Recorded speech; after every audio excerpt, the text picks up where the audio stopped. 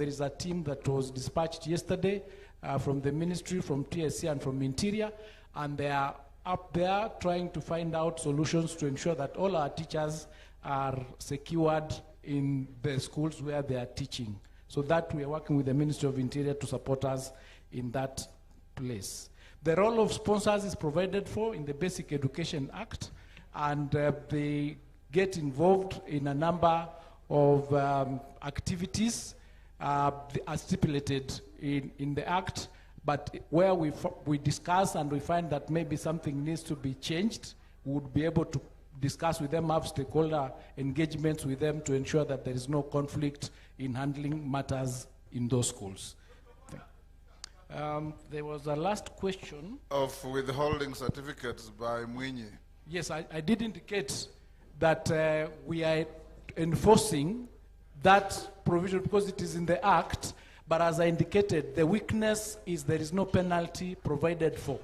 It is administrative action, but we are working to ensure that that particular provision is enforced.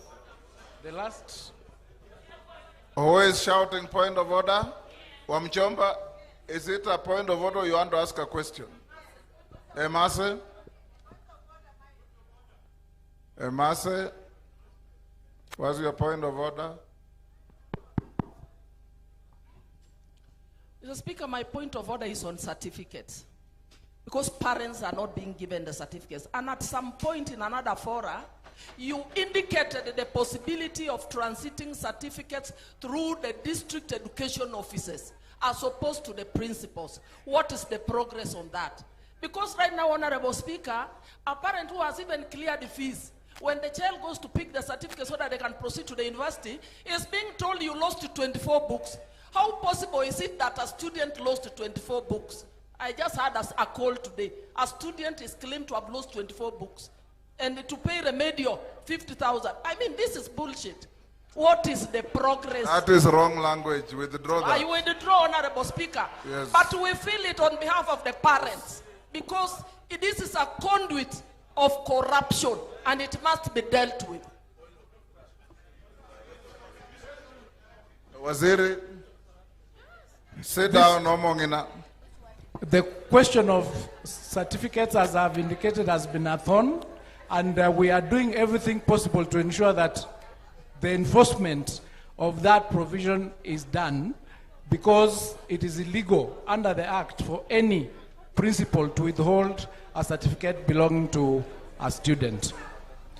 The question of Honorable Madhenge on the 36% of KCSE, it is true that from the KCSE, a number of the students who are in C4 did not get good grades. But this particular system is slightly different from Form 4, because this one is not dependent on the exam alone. So we anticipate that going forward, the support we'll give to these schools, including ensuring that the infrastructure sent to these schools is across the board, because now things like sports is not a co-curricular, but it is mainstream. So the resources will be going to these schools to ensure that the facilities are in place, and because it is a competency-based, we anticipate that that number of children not doing too well from C4 will go down. Thank you. Honorable members, Honorable members, we have the next CS Duale waiting. Do we get him in or we take another round?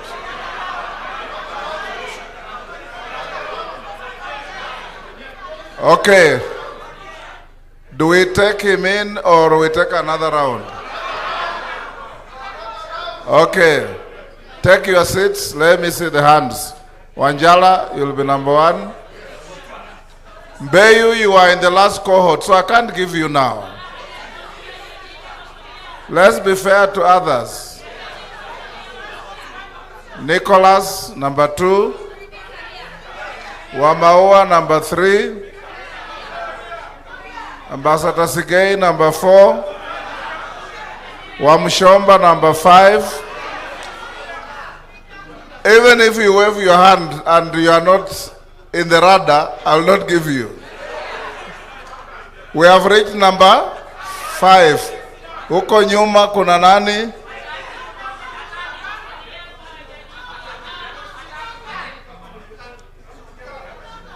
The member in a white shirt, I can't see you properly. Ni nani? Maungu, number 6. Atandi, number 7. Wangwe, number 8. Number 9. Kemei, number 9. Rueda, number 10. And member for Garissa Town, number 11. Let's take those. Yes. It's member for Garissa, not town. It's major.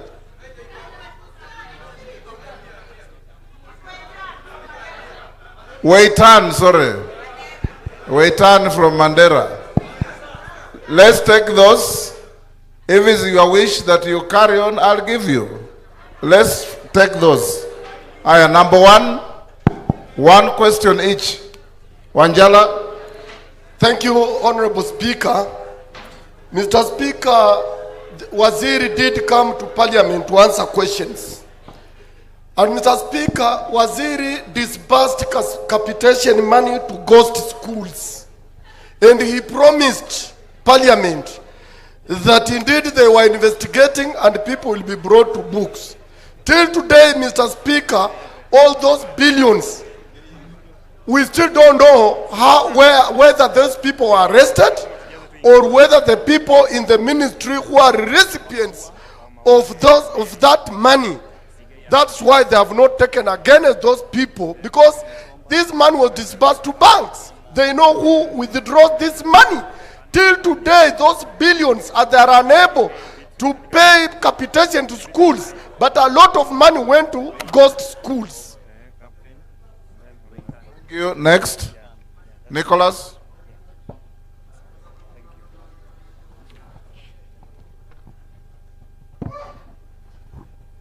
Thank you, Mr. Speaker, for this opportunity.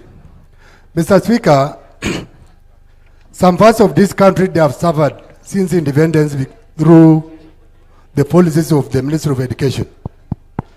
Mr. Speaker, where I come from, I have 13 secondary schools in my constituency. And the Honorable Majority Leader has just confirmed to us here that in his constituency, there's a school with 100 students. And here it has 28 teachers. I have a school called AIC Kangitit Boys Secondary School with the enrollment of 150. From 2022 up to date, it has only 2 teachers, the head teacher and one of the teachers. It has done examination 4 times. Mr. Speaker, my question to the minister or the CS, is the CS aware of these situations in some parts of this country? Because as I have just recited on that school, I have a school called Katilia Girls, AIC Katilia Girls Secondary School, with 371 students, with only 3 teachers. It has done examination 6 times.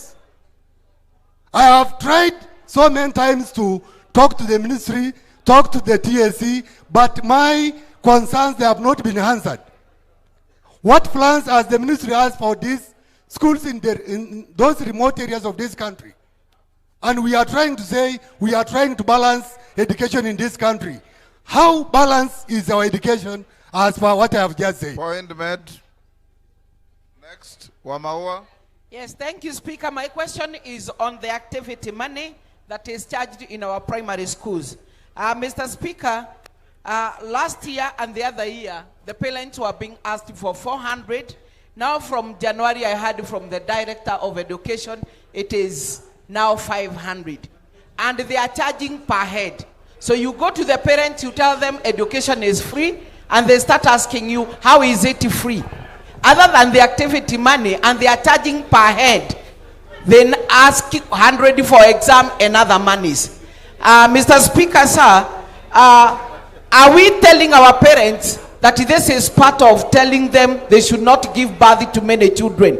Because for that parent who has 4 children or 5 or 6, you multiply by 5,000, you can see how much they are paying. Yet we are saying that education is free. So, Waziri, can you tell us on how this money is supposed to? Is it supposed to be maybe standardized, or can we do away with it, or is it supposed to be part of the capitation?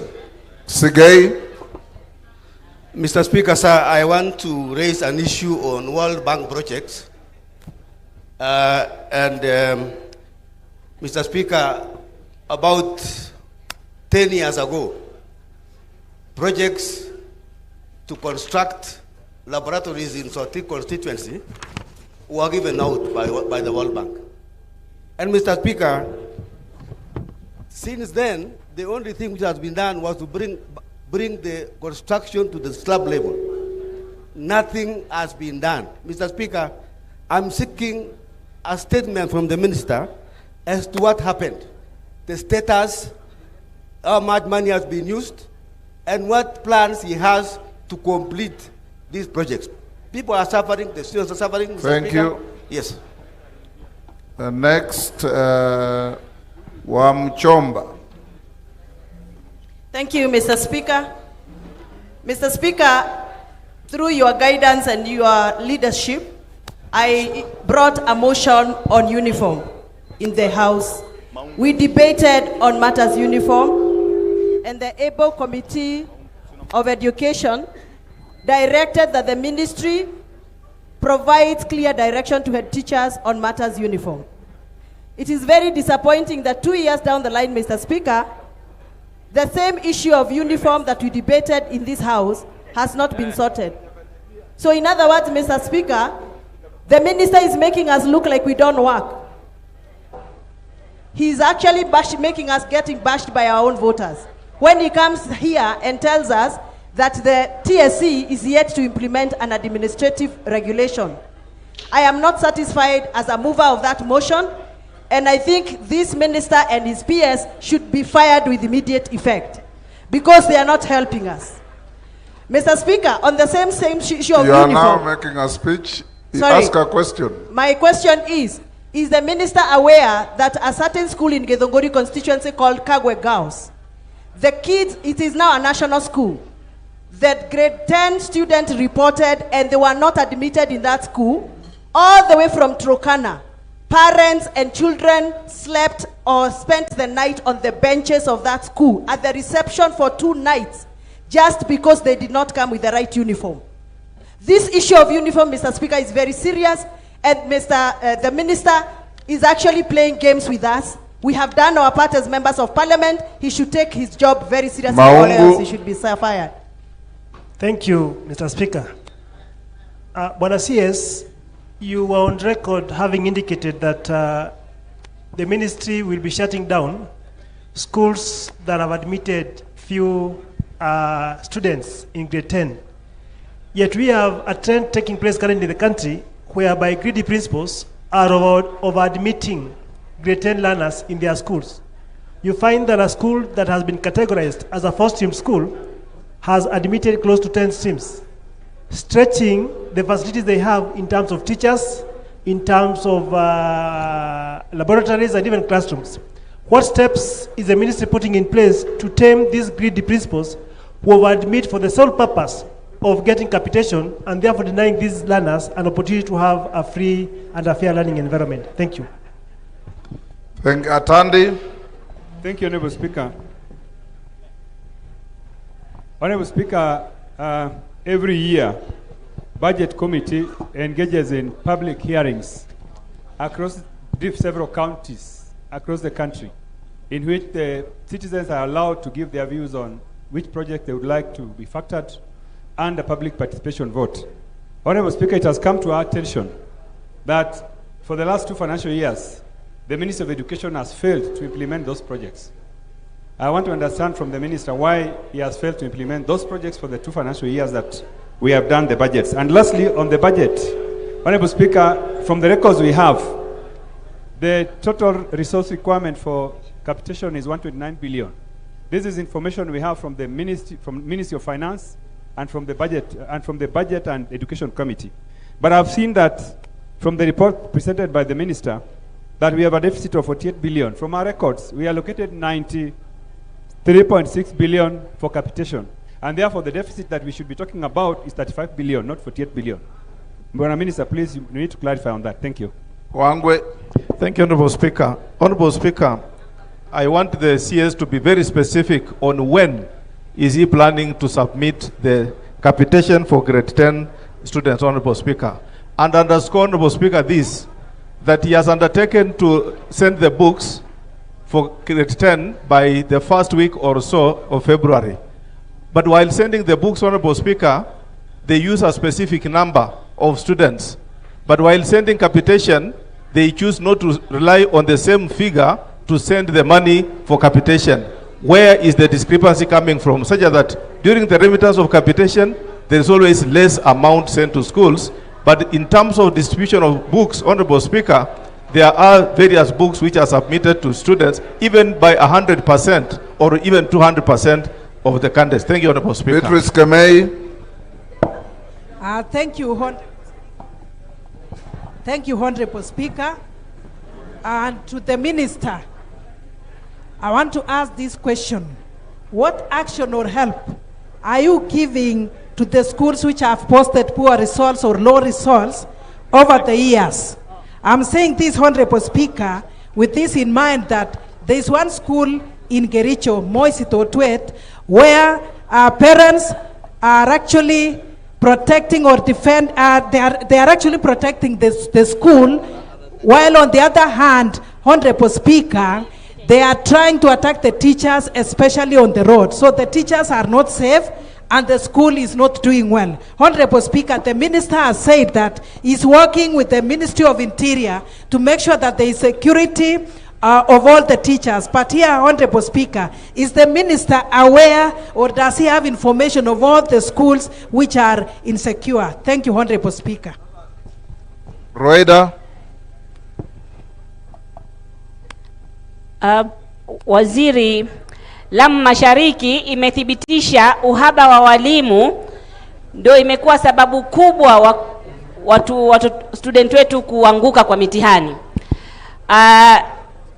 2022 tulipeleka mwanafunzi hakuna mwanafunzi hata mmoja tulipeleka university. 2023 tulipeleka wanafunzi wawili, the whole constituency. 2024 tulipeleka wanafunzi 4. 2025 tumepeleka 19. Munipigie makofi. Well done. Sasa natoe mfano shule moja Siu Secondary. Result ya 2022 ilikuwa D-2, D plane 2, D-7, E20. Lakini hii 2025 imetoa B1, B-1, C+2, C-3, D+2, D5 na D-10, E1. Na hii ni sababu hii shule kwa miaka yote walikuwa wakifanya chemistry, hawajawahi ona mwalimu wa chemistry. Safari hii shule zangu zimepata walimu, na sio kwa ministry, ni kwenda kuomba president kumlilia paka kaelewa shida. Ministry paka sasa hawajaelewa. Swali langu ni hili: hii miaka yote tumekuwa tukigandamizwa, tutalipwa nini? Manake vijana wetu generation zimekufa, na imeonekana ni kama marginalization wazi, na wengine hawajui kwamba marginalization, wanasema marginalization imetokea bila wao kujua, lakini kukutaka wao nyingi wengine wanakosa, tunakuwa marginalized. Sasa huko nyuma, for us to catch up with others, mtatufanyia nini? Waitan. Thank you, Mr. Speaker. Mine is to ask about the issue of infrastructural allocation in the constituencies. As the member of parliament for Mandera East constituency, for the last 3 years, I have not seen any allocation for any infrastructure in my constituency. Other constituencies in the country or the areas are developed more than the other constituencies, especially the northern parts of this country. We are far much behind when it comes to infrastructure. As you know very well, CDF is based on ward, the number of wards that you have in your constituency. Unfortunately, other wards have more secondary schools, other constituencies have more secondary schools than others, but our funds are based on ward. I personally have 22 secondary schools and 61 primary schools, but the funds allocated are the same. What I wanted to ask the CS is that, how do you normally allocate the infrastructure of funds in the constituencies? Because we, the members of parliament, know that the disparities, the shortages in the schools, even the little amount they send through the principals. Point made. Yes. How do they allocate? Lillian Kogo.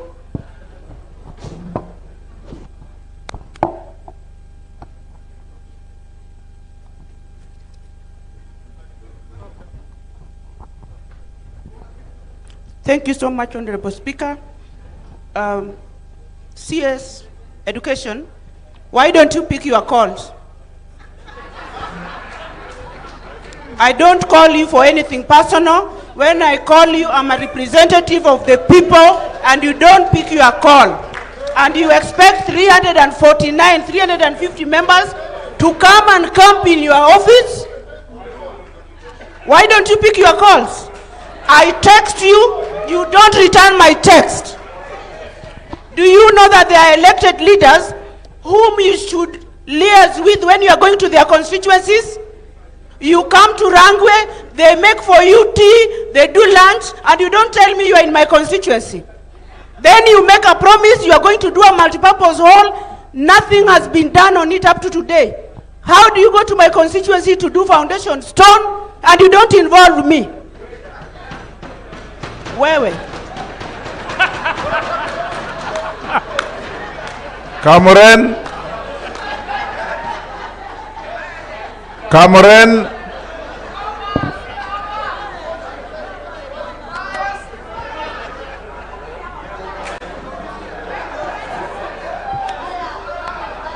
Order.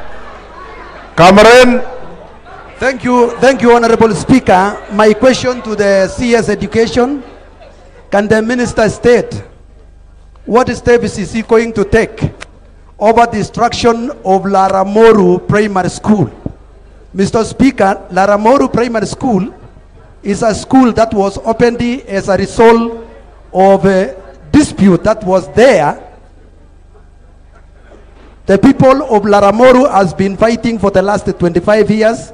That is mandatory. And the other day, they agreed to open a school. That is 2 years ago. Then somebody decided to come and destroy the entire school. Now the pupils are learning under trees. What steps are you taking as the Minister of Education to make sure that those children of Laramoru are getting education like any other children? The last one, Mr. Speaker. There is no luxury of two questions, one only. I was only requesting the Minister to visit and see the situation of the school. Thank you, Mr. Speaker. Minister, you can now answer the questions. What's your point of order, Nyamai?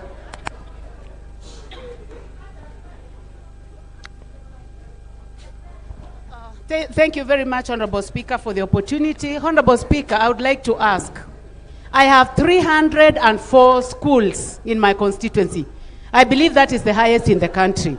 And there is a question that has been asked by so many members about distribution of infrastructure development funds. Honorable Speaker, is it a secret? Why is it that this cannot be projected here for us to see? And Honorable Speaker, if it cannot be done today, I would like to ask that you order that the Cabinet Secretary shows us that list, because that is how schools that have been marginalized can benefit. And this fund does not benefit these schools. Honorable Speaker, who is going to give us a solution to school fees? If the ministry gives 22,244 shillings, parents are paying fees. We are giving bursaries. And every fortnight, every 2 weeks, students are in the market being sent home. Who has the spine to deal with these officers who cannot ensure that government policies are followed? Thank you, Honorable Speaker. Thank you. Minister. Thank you, Mr. Speaker. To the first question on the action that we are taking after the verification exercise, that verification exercise has been completed. We are releasing it next week, and then action will be taken against the culprits, and we'll present the whole report to yourselves for further action in certain sections. Also, we'll present it to DSCI and also to EACC. Once we release it next week, action will be taken against all the officers and the principals involved in any irregularity. The question that relates to the 13 schools, 28 teachers, this is the reallocation by Honorable Nicholas, the issue of rationalization of these teachers in schools, where some teachers are more in schools and other schools do not have teachers. This is the exercise that we indicated that we would be working with TSC to ensure that there is redistribution of the teachers to the schools that do not have enough teachers of various subjects, so that we do not disadvantage any of our learners. Wamahua's question, Honorable Wamahua, any activity that is charged by a primary school is illegal and irregular, as activity is fully funded by the ministry in the capitation that is normally released. To Honorable Atandi's question that relates to issues of public participation, the ministry has not effected the implementation of those projects because the resources have not been received. It is a funding challenge. Once the resources are received, we will be able to undertake the implementation of those projects. Honorable Sigei raised a question. Yes, who is shouting point of order? Atandi, is it Atandi?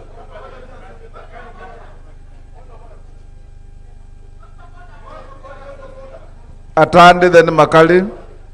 Honorable Speaker, the minister is not saying the truth. When I spoke to National Treasury, they said the ministry has never done any requisition for implementation of those projects. So he cannot claim that the reason the projects are not implemented is because of lack of resources. Thank you. Makali. Yeah, thank you so much, Honorable Speaker. You know, Honorable Speaker, I think this is a very serious session, and we need serious answers, Honorable Speaker.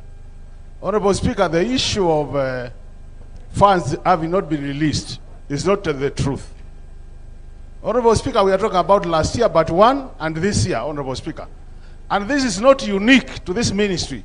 It applies to all the ministries where public participation resources have been sent. Honorable Speaker, I think the CSCs in this country are not taking members of parliament seriously. They think we just waste our time and they can do whatever they want to do. It is time we take action, Honorable Speaker. Otherwise, we are going to mess the country. You go out there, you promise things, we can't act as parliament. So we are being seen, Honorable Speaker, as a toothless parliament. You must protect us, Mr. Speaker. Go on, Minister. Wamawa, take your seat. Thank you, Mr. Speaker. He has answered your question. I will follow up on the issue of requisition and confirm. He has said the parents should not pay any activity money. Yes. So, Minister, what are you doing about it? We are gazetting that irregularity that the Gazette is coming on Friday, showing what the parents are supposed to pay and not pay.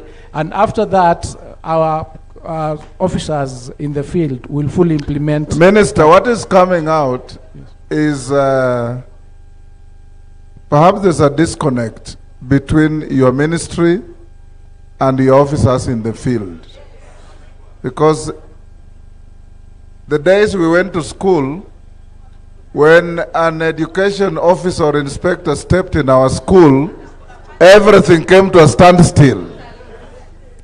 And everybody was held to account. I think you should go back to that, because I also come from a county and I see what goes on.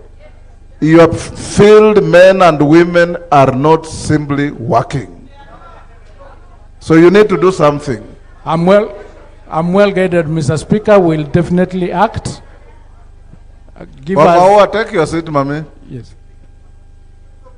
Give us the opportunity. We are going to make sure that this house will support you. Yes. To streamline education in this country. Thank you. But you must take the big stick and walk with it.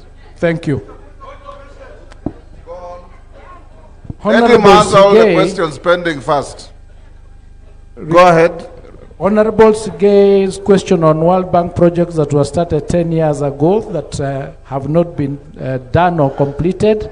I am aware that there is a SEQUIP program that was done that was not properly conducted or implemented, and I know that there is an audit that is going on at the moment to be able to inform the decision that will be made on actions that will be taken on those incomplete projects. So once the report of the audit is completed, we will take the necessary action and the necessary steps depending on the recommendations of that report. This question of uniforms, we've responded to it by Honorable Wamchomba. We have indicated that the teachers are not supposed to be selling uniforms in school. They should allow parents to buy uniforms from wherever they find the uniforms to be cheaper. But as I said, it's a conversation that we have to make sure that we come up with a lasting solution to the menace that has been brought about by teachers sending away students because of uniforms, including the case that you mentioned, which I wasn't aware of, that they stayed for 2 days in the benches, but we'll get a report on it and take action against that principle. I hope you still don't want me to get fired.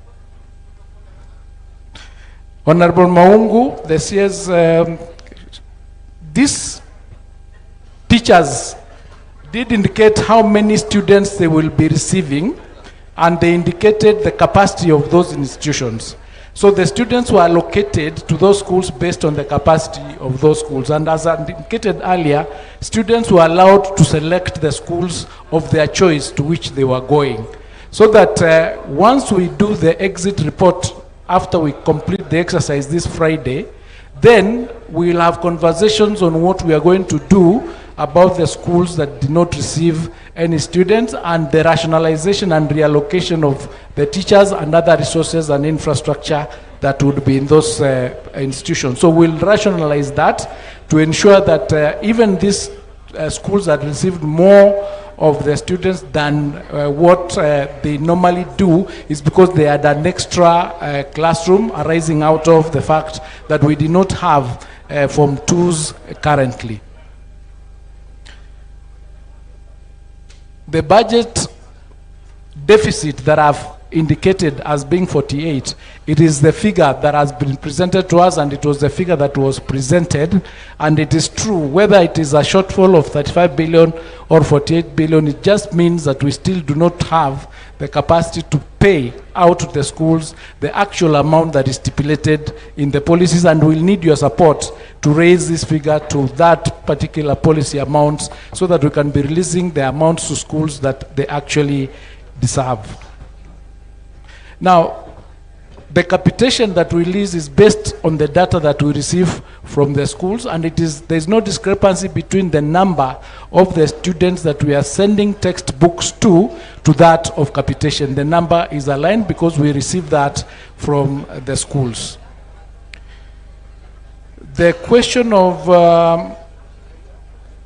the security of our teachers in the Kericho areas, I indicated we are working with the Ministry of Interior. I don't have the full list of all the schools where there is insecurity, but our teams work with the security teams on the ground, just like we are protecting every other person to ensure that our teachers are safe in the schools that they are in, so that they do not have to run away from those places or from those institutions. But this kind of security Kemei talked about, Waziri, it's not the same as the one in northern Kenya or in Baringo. She's saying parents are attacking teachers because they have been posting poor results year in, year out. So it's a question of standards that the parents are resisting. What do you do about that? I think in cases like those where we get the information, we liaise with TSC to either move the teachers around and find out what the issue is. So each case is treated on its own basis to be able to get the right decision. But generally, we work with the Ministry of Interior to ensure that the security of our teachers and learners in our schools. The question of Honorable Rueda about what will happen in making remedial responses to the continuous neglect of the schools in Lamu East, we have an affirmative action that we take as a ministry, but I wouldn't be able to indicate whether there'll be any sort of payment for what has already been lost. What we can do is just work together to ensure that those areas that have been disadvantaged, they get fast-tracked so that we release enough teachers there, enough facilities in order to ensure that we do not continue with the neglect of those areas.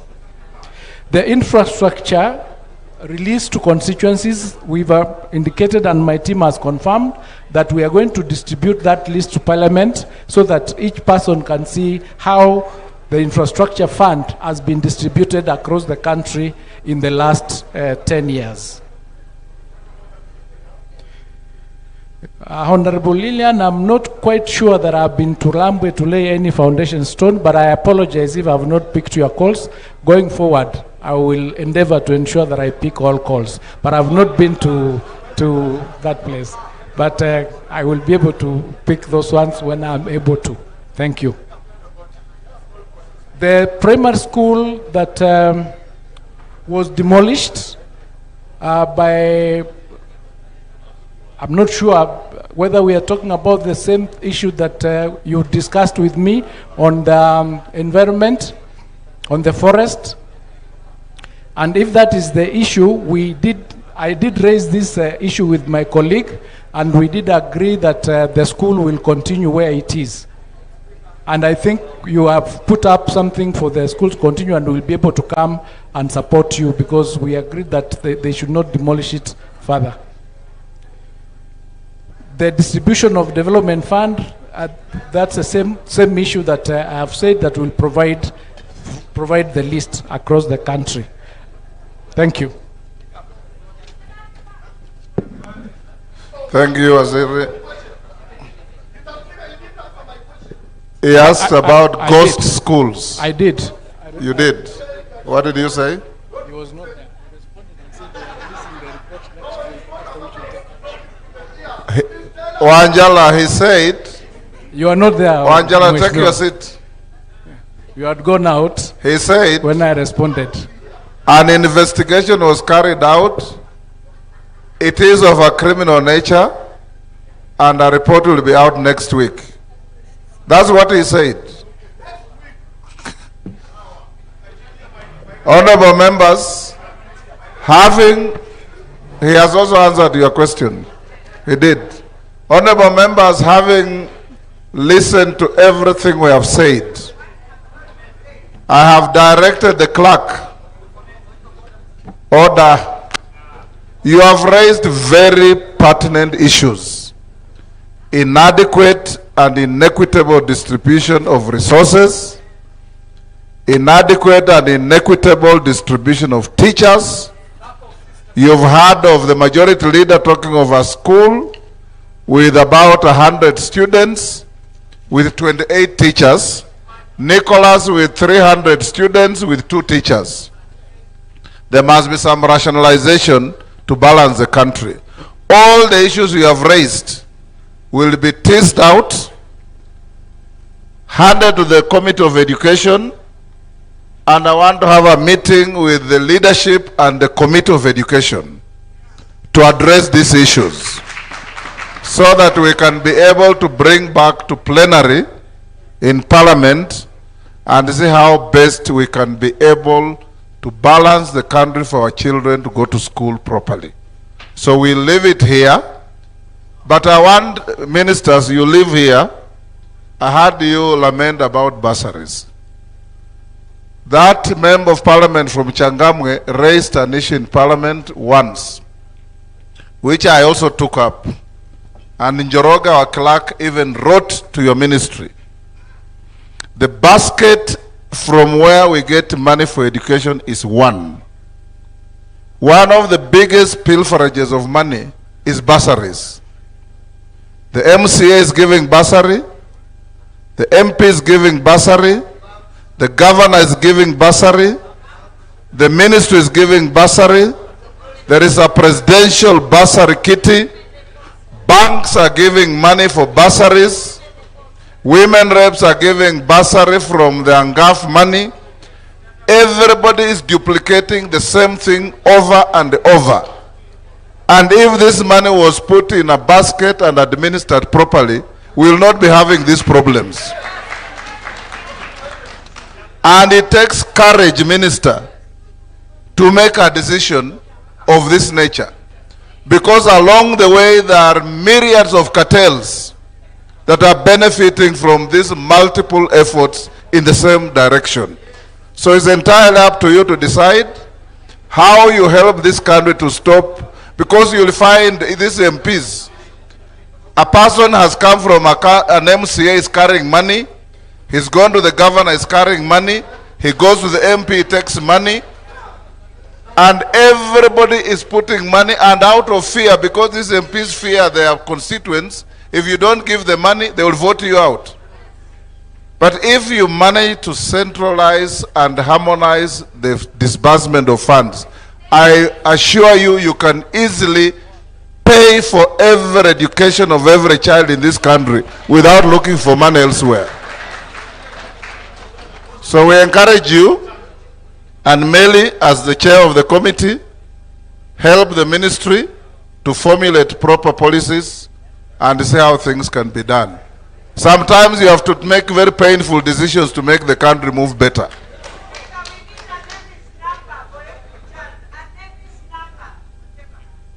You've had Waziri, a name is number for every child. Members will now release the Minister for Education and his team so that we move to health.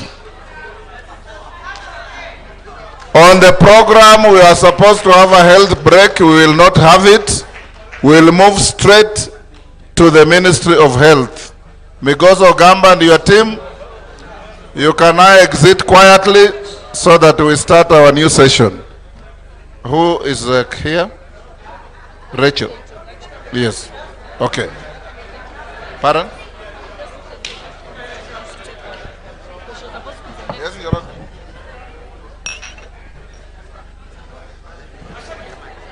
Yes. Yes. Yes. Mm.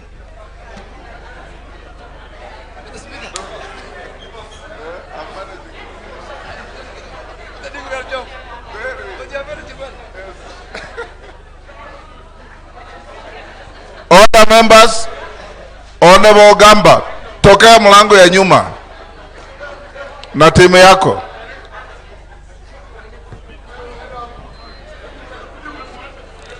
Education team, exit through the back door. Sergeant, show them the door.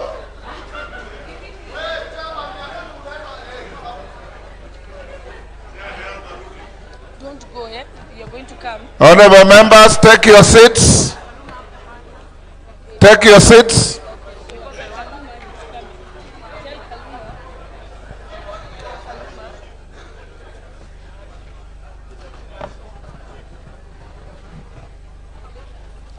So, honorable members, we now move to session topic number 7, which is the state of healthcare in the country and any proposed legislative interventions which will be done by the Honorable Aden Duale, Cabinet Secretary for the Ministry of Health.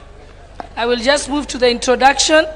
Honorable Duale holds a Bachelor of Education degree from Moi University, 1992, and a Master of Business Administration from Jomo Kenyatta University of Agriculture and Technology in 2012. His early education includes Boys Town Primary School, Garissa High School, and Moi Forces Academy, Nairobi. He began his professional career as a graduate teacher before transitioning into business and public service. Between 1999 and 2003, he served as a director of the Kenya Broadcasting Corporation. He later founded the Livestock Marketing Society of Kenya as an umbrella organization representing livestock producers and traders in the arid and semi-arid regions. Honorable Duale was first elected to Parliament in 2007 as a member of Parliament for Duji's constituency. He served as an Assistant Minister for Livestock from 2008 to 2011 in the Grand Coalition government and played a leadership role in the Yes campaign in the northeastern part of Kenya, and which led to the promulgation of the Constitution 2010. In 2013, he was elected Member of Parliament for Garissa Township and was appointed a pioneer leader of majority in the National Assembly under the 2010 Constitution, a position he held up until 2020. As leader of majority, he oversaw the passage of over 200 bills and more than 500 motions, and served as the principal liaison between the executive and the legislature. In 2022, he was deeply involved in the founding of the United Democratic Alliance, UDA, and was re-elected to Parliament for the 4th term on the UDA ticket. He was appointed Cabinet Secretary for Defense in October 2022, a position he held until 2024. Following the subsequent Cabinet reshuffle, he served as Cabinet Secretary for Environment, and in March 2025, he was appointed Cabinet Secretary for Health, a position he holds to this date. A senior legislator and national leader, Honorable Duale has served 4 terms in Parliament across 4 political parties and is recognized for his institutional leadership, legislative experience, and commitment to public service and constitutional governance. Karibu, Honorable Duale. Honorable members, thank you, Deputy Speaker. The chair of this session is Rachel Nyamae. And Honorable Duale, take the podium. Once the minister finishes his presentation, we'll give Dr. Nyikal 3, 4, 5 minutes at the very most if he has anything to say. Then we'll go the same way of asking questions for the minister to answer. Rounds of 10, 10, 10 until we finish with him, then we break for lunch. Minister, karibu. Thank you, Mr. Speaker, the Honorable Speaker of the National Assembly, the leadership of the House, Honorable Chairpersons of committees, distinguished members of Parliament, ladies and gentlemen, good afternoon. It's a distinct honor first for me to stand before this august House today, and I do it so with a very profound sense of gratitude. The journey to transform Kenya's health care system has been long and tedious, but it's a journey we have walked together. This House has been the bedrock of that transformation. Without your legislative wisdom, your oversight, and your bipartisan support, the milestone we celebrate today could remain mere aspiration. And for that, Honorable Speaker, I want to say asanteni sana, and we are happy that you stood with us. Honorable members, our mandate basically is anchored in the better agenda, the bottom-up economic transformation. When this administration took office, we made a very solemn vow that healthcare will no longer be a privilege for the few who can afford it, but a constitutional right for every Kenyan, as it is enshrined in Article 43. Health is not just a social service, it is a key economic pillar. And I say that with conviction that a healthy nation is a productive nation. We committed to shifting the paradigm shift from curative to preventive care, and from catastrophic out-of-pocket expenditure to social insurance model that leaves no one behind. To realize this, Honorable Speaker, this House undertook a historic legislative marathon. You debated, you refined, and you enacted 4 crucial laws that now form the legal spine of our healthcare system. And that is the Social Health Insurance Act of 2023, that established SHA and replaced NHIF, the Digital Health Act of 2023 that created the Digital Super Highway for Health Data, and the Primary Health Care Act of 2023 that operationalized the hub and the spoke model and the community health promoters. And finally, more importantly, the Facility Improvement Financing Act of 2023 that ensured funds raised in hospitals stay in hospitals. Honorable Speaker, let us be very honest about where we came from. Prior to these reforms of this administration, our systems was ailing. We had a very fragmented financing model where NHIF paid out more in fraudulent claims than it collected in legitimate premiums. We had no visibility of the patient data. We had no visibility of the patient records, and patient records were paper-based. Making portability was impossible. When I first stood before the ministry during my maiden speech on 1st of April 2025, the situation was critical. We were 6 months into the Taifa Care rollout, facing public scrutiny and systemic roadblock. I told the country then that, and I was given a name that I am a bulldozer, and that was for the right reason, to clear the way for universal health coverage, but to crush the bureaucracy and to build a system that works. Today, I return to report to the people's representative how that ground has been cleared, what we are building upon it. And I want to start with the first pillar, the pillar of sustainable health financing. I wish to begin with that pillar, and the transition from NHIF to Social Health Authority is the engine of our reform as an administration and a country. The numbers tell a story of unprecedented success and stability. As of 26 January 2026, we have registered 29 million Kenyans into the Social Health Authority. This mass registration has translated into tangible financial health for our system. We have collected 130.4 billion in contribution. And critically, we have disbursed over 93.4 billion to healthcare providers, both in public, in private, in faith-based, and in our national referral hospitals. Contrary to the inefficiency of the past, we are making great strides in settling all verified, validated claims. Currently, we have achieved an average claim settlement rate of 73% across the board. This means that money is flowing to our hospitals, ensuring that facilities remain stocked and operational. Honorable Speaker, as I say that, I want members to be cognizant of the Schedule 4 of the Constitution, that health is a shared responsibility, that health is a devolved function. A key component of this financing model was the realization through this House of the free primary health care, which has never happened in our country before. We are currently rolling out service charter to primary health care facilities across all the 47 counties.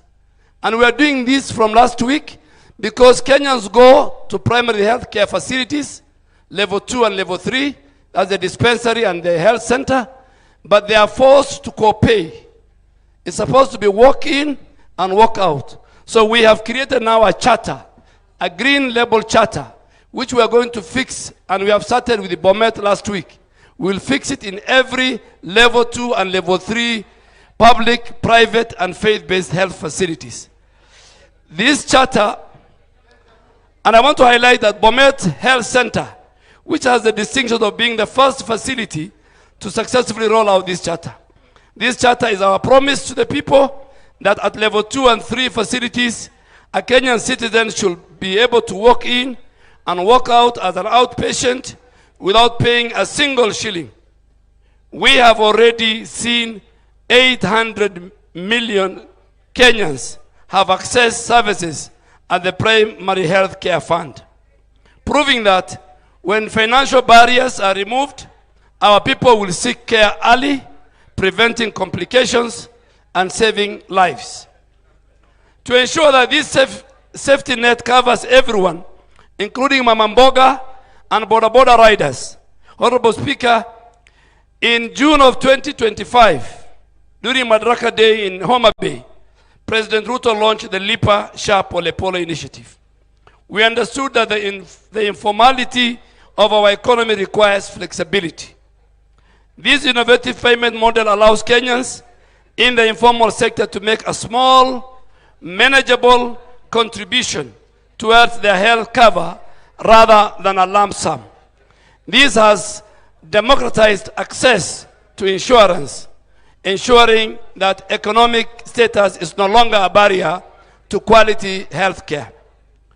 We are currently having over 410,011 active payers utilizing this Sha Lipa Pole Pole. And so far they have contributed over 1.4 billion, a clear indication that Kenyans are willing to pay for their health when given a dignified option. We are also committed, Honorable Speaker and members, to ensuring that the most vulnerable among us are not left behind. The national government is currently sponsoring over 558,000 indigent households, picked from the social health protection data in all our villages and all our counties and constituencies. And those 558,000 indigent households are having the social health insurance fund premium cover. I must also commend a number of counties, and one of the best counties, Muranga County, which has set a gold standard by fully meeting its statutory obligation and sponsoring over 38,000 indigent households and remitting their full annual premium of the chief. And we asked more other counties, Makwiny County, Kisumu County, most of our other counties are also preparing their list between 10,000 to 20,000 indigents so that they can pay for.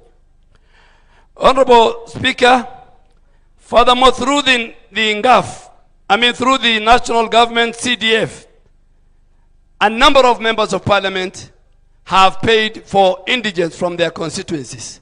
And you can see the list here. And there are more that we are going to post. And I have asked the CEO, Honorable Deputy Speaker, representing a number of our women rep, has also submitted the list. And I've asked the CEO of SHA to make a dedicated desk and staff to attend to members of parliament, starting tomorrow once this workshop is finished, so that the figure is known, the figure has been agreed, and is a flat figure, and we want in your constituencies to give us the list. If you tell us to pick it from the database, we will pick it from the database, social protection, but we want our members of parliament, and they have been doing it even before. But right now, because members are asking me, how do we do it? I have directed SHA, now that they have a skeleton staff, to dedicate a specific desk that, and even come to parliament. The clerk of the National Assembly, through the speaker, can even give us a room within parliament where the SHA members can be accessed by members of parliament. Members of parliament do not, even their offices, your staff can access our team in parliament. But we really want. We have collectively together, we are sponsoring partners and development and philanthropies are sponsoring close to 62,000 if I add with the ones of members of parliament. But I want to urge the honorable members to utilize the national government CDF to sponsor the indigent in your constituencies so that we mirror this success to ensure the universal coverage. Honorable members, for a long time, the overseas treatment scheme was a conduit for abuse between doctors in Kenya and hospitals in India and many other places, where cartels and these agents exploited the vulnerable patient and the public purse. That era is over under Shah. We have introduced a robust, transparent framework for overseas referrals that put the patient first and protect our resources. This new policy, Honorable Speaker, is anchored on a simple principle. Shah will only pay for overseas treatment if that procedure is not available locally. Because when you go to India, you are supposed to go with the whole family. It's more expensive for the family, and that is why we have to do a lot of harambe. And to enforce that procedure, I have appointed the Benefits Package and Tariffs Advisory Panel, a team of top experts who have vigorously assessed our local capacity. And I am pleased to report that the panel has successfully identified and listed only 36 medical interventions that are currently not available in Kenya. And these are the only conditions for which Shah will authorize treatment abroad. If you want to pay for yourself, it's okay. But under Shah, it must fall within the 36. The only conditions which the law allowed us. We have also introduced a very strict vetting protocols. Every referral is now subjected to a peer review by the claims office to ensure that the medical necessity is found. Honorable Speaker, we are also requiring that any overseas facility receiving a Kenyan patient must also formally empaneled and contracted by Shah. So you cannot go to India and walk to any hospital. The way we contract Aga Khan and Kenyatta Hospital, the facilities in the foreign nations must come and contract with Shah. And we do it online. Honorable Speaker, we have capped the minimum payable amount for this overseas treatment to 500,000. This will ensure the sustainability while granting access to life-saving procedures. This new framework guarantees that we are not going to exporting our patients and also exporting our money to support healthcare system of other nations. And let me repeat it. We will not export our patients and our money to support healthcare systems in other countries. We must be candid. We must improve our healthcare system so that the money can remain here and support our health facilities. Our patients can be at home, and many members know during the COVID, we could not even return the bodies of our loved ones when they pass in India. Because in some countries, the only thing that happens is cremation. Many Kenyans, particularly of the Christian faith during COVID, they could not bring back their bodies. Airlines have refused. Countries have introduced protocols. So we must build Kenya. We must retain our patients here, treat them, and we must retain our money. Honorable Speaker and members, the transition from NHIF to Shah is not merely a change of logo. It's a fundamental restructuring of our national health insurer to ensure efficiency, integrity, and professionalism. We are building a new institution from the ground, and this requires a fresh, competent workforce. And I wish to be categorical. Recruitment into Shah is strictly based on merit, unlike the NHIF, unlike the defunct NHIF. There is no automatic transition. However, Honorable Speaker, we were guided by the courts. The former staff of NHIF went to court, and we were guided by the law and the courts that we must give priority to competent, qualified former NHIF staff. The days of nepotism and incompetency are behind us. Only those who prove their worth will serve the people of Kenya. And Honorable Speaker, to make the record straight, to date we have only recruited 144 staff members, representing 17% of the total approved establishment of 815 positions. The initial phase focused on securing the top leadership and the core leadership and the technical experts needed to operationalize the authority, including the CEO and the directors. We are now doing a massive recruitment drive for 425 senior officers in order we decentralize them to our counties. And this exercise has been highly competitive. We have received 17,434 applications, and we are following vigorous shortlisting process. We have shortlisted 1,737. And Honorable Speaker, I want to categorically say the list that is circulating in the social media is a fake list, is not from SHA. And I am ready to present the truth. Yeah, there are people who doctored that list in terms of counties, in terms of tribes, for their own reasons. I have a full report before Parliament, and I'm ready to submit that. That list is fake. That list is meant the people who could not say anything about SHA. They have looked for anything under the sun, and they have generated a fake list. And I am ready to appear before the committee of even cohesion and integration. I think that committee still exists in the House. Yeah, I'm ready to appear before that committee and put everything on the table. But that thing which is going round is not from us. Honorable Speaker, let me go to the pillar number 2, comprehensive healthcare information digital superhighway. This superhighway has been the game changer in our history, where for the first time, visibility of our healthcare sector, all our 47 governors, the whole leadership of MOH, the president himself has a digital dashboard that he can follow what is going on in the health sector. And Honorable Speaker, if you allow us, we can give Parliament also a dashboard that can be put somewhere. You can see even the bed occupancy of Kenyatta Hospital. We have successfully, up to today,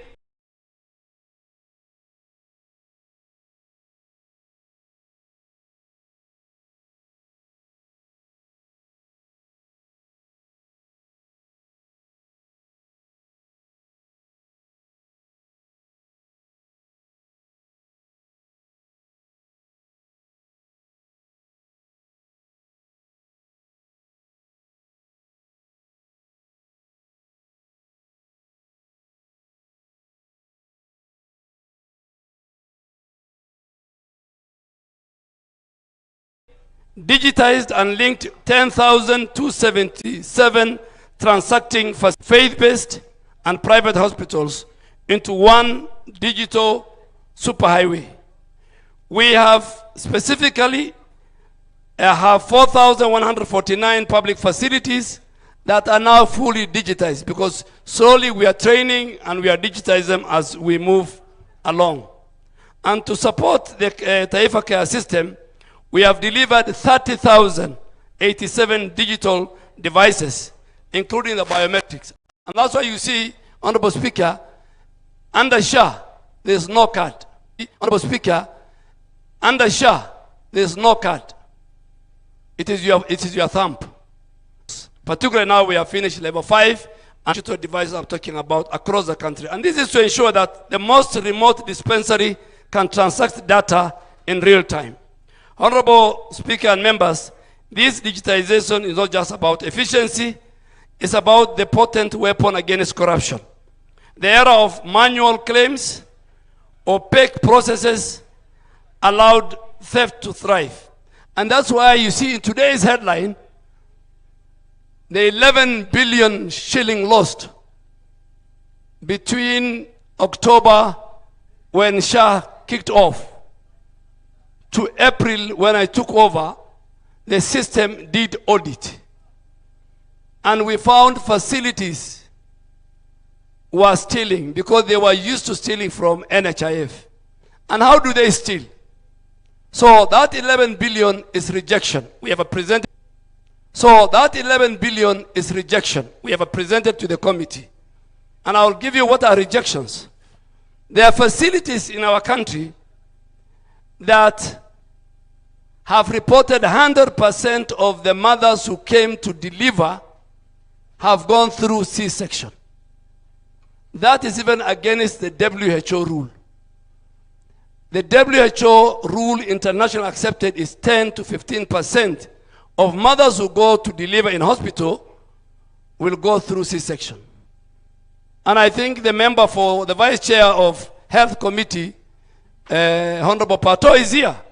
When I went to Tharaka Nithi, one private hospital said 500 mothers came here, all of them delivered through C-section. If that happens, it's against the law. The former chair of Health Committee, Honorable Sabina, is looking at me. SHA will not pay. Secondly, we have hospitals who are saying they want to be paid for maternity, and they are not providing two very important documents. The first document is the claim form. Claim form is in the law that you have passed.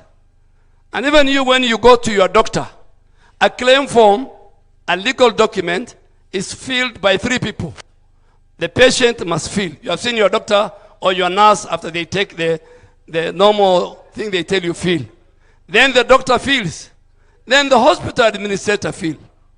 A situation where we find, SHA finds that claim forms are filled by one person, one handwriting, one pen.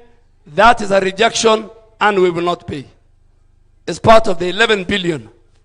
Thirdly, there are people who are submitting that maternity delivery has taken place in a facility. And any healthcare worker listening to me will know that when a baby is born in a facility, and there are doctors in this August house, there must be a very important document called birth notification. If you submit claim forms for maternity and there's no birth notification, how are we sure that a child was born? That is a rejection. We will not pay. It's part of the 11 billion that you saw today the nation has carried. Finally, the last one is when people make claims on surgery procedures that somebody has gone through the theater. There's something called theater notes. And you have seen, as the person is being taken to the theater, there is a file on top of the patient. That file carries the theater notes. So if you don't submit the theater notes to be part and parcel of your claims documents, how will SHA be sure to pay that claim and that procedure and surgery has taken place? I will tell you of something, even PhD, the primary health care facility, which is free outpatient. Now you know the system picks patterns. It's not human beings. These days there are no claim forms. You know, under NHIF, the claim and everything was done at the counties, by manual, by people. And they sit together. Now the system picks patterns. And this morning we have picked a pattern. Let me just add it. In fact, half of my team don't know. In primary health care, in one of our counties, we have picked, there's a patient who's accessing one of our dispensary or our health centers in that county, in that facility, 10 times a day. Yes. The how is a rejection. The how is a fraud. The how is the 11 billion that we have. We have just picked it. And we have said it, we will have a conversation with the governor of that county. Because he wants to get more capitation, so it creates, the facility creates ghost patients, and they go in the morning, they come lunchtime, they come, but they don't know that the system picks. We have one patient whose dependents' children were 381 in Kwale County. In Kwale County. And we are giving such patients, we are giving them to the DCI, and we want to, the DCI will ask, can you show us your 371 children? Because the system is speaking. It's not human beings. This system looks for patterns. It will even tell you how many surgeries have you done. Yeah, for dialysis, most Kenyans who go through dialysis, there are 2, fully paid by SHA. There are some who go the 3rd one, which they have to pay. If we see this patient going for 10 times dialysis, then that's not a dialysis patient. So the system has really helped us. This system, Honorable Speaker, has what we call AI-driven fraud engine. It's very active. It detects anomalies in real time. For instance, the system flagged the facilities claiming for procedures that they lack equipment to perform. We found one facility in a county where they told us level 3, they said they are doing C-section. So I walked into that facility. And I asked, the governor said that facility cannot do C-section because there's no theater. So I told him, let's go to it. And when I went and we found the gentleman running the place, the first question I asked him is, take me to the theater. And he says, I have no theater. The second question I asked him then, where are you doing these C-sections? Because you have claimed 65 C-sections in the last 2 months, which we have rejected, we have not paid him. So the engine really helped us. The engine also helped us inflating bills for patients who never walked through their doors. Following these system flags, Honorable Speaker, we have engaged the Director of Criminal Investigation to conduct deep investigation. I can confirm to this House, the DCI has so far concluded 24 files for 24 facilities implicated in fraud. Two of the former CEO of SHA are before court. A number of staff of SHA are before court. A number of owners of facilities are before court. 25 doctors, SHA has withdrawn their rights to access because the system picked a pattern of doctors in operating in 10 counties. The doctor is in Mutembei, then he's in Kisii, then you'll find him in Garissa, then you'll find him in Malindi. So the system picked, and some of them were involved. So 22 doctors have been denied their access rights to the portal of SHA. They can go and treat somebody, but if they treat somebody, they cannot do it where the reimbursement of the patient is done. We have also denied rights to, I think, close to 36 clinical officers who we found them in fraud. Files for facilities such as there is a facility called New Manyora Nursing Home and Brimaxa Hospital. These have already been forwarded to the Director of Public Prosecution. Directors of these facilities have been arrested and charged, and we are not sparing, and I want to say that both the leadership of this House and the President have given us the support that we required. For us to achieve this, we must make bold decisions, hard decisions, and we must always work in the interest of the people. And Honorable Speaker and members, let me be very clear. Kenyan money will not be stolen. The digital system we have built is a fortress. It's like Fort Jesus. It will allow us to track every shilling from the moment a Kenyan contributes to the moment that shilling pays for either a pill, a medicine, or a procedure in a theater. If you attempt to steal from the sick, the system will catch you, and the government will prosecute you. That is the new order of the day. If you steal from our sick, the system will catch you, and the government or President Ruto will prosecute you. We have further secured, Honorable Speaker, digital sovereignty through our collaboration with the United States government through the data sharing agreement, which I have shared with Parliament. I am ready to defend it. That data sharing agreement, Honorable Speaker, is solid. It's done by our lawyers, and it even says where the laws of the two countries contradict, the Kenyan law supersedes. The people who have gone to court are the civil society and the NGOs who used to eat this money historical. It is not us. The Kenyan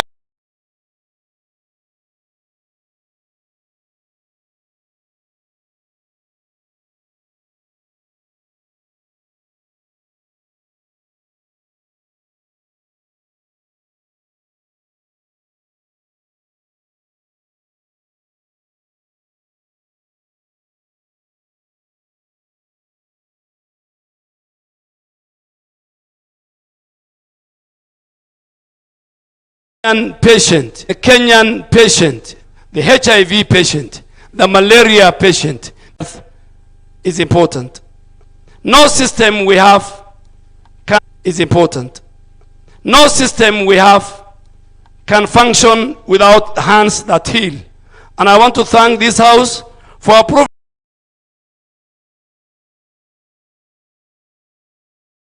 the budget that has stabilized our workforce. The first day I went to Afi House, I was welcomed by UHC staff demonstrating and doctors. This House has really helped me in approving a budget that has stabilized the workforce.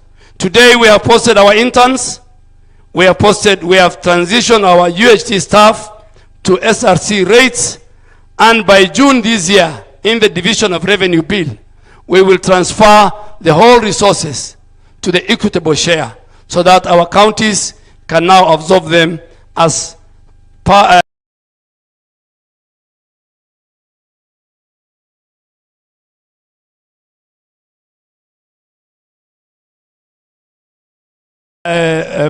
permanent and pensionable. Honorable Speaker, I must speak especially about community heroes. Community helpers or tools. Today, they served with heart that they lacked the recognition. That changed in September of 2022 when Kenya took a bold step at a national event presided over by President Ruto. The government formally recognized and engaged 107 frontline community health promoters. These frontline workers, they are no longer volunteers, they are paid, they are equipped, and they are digitized. And come July,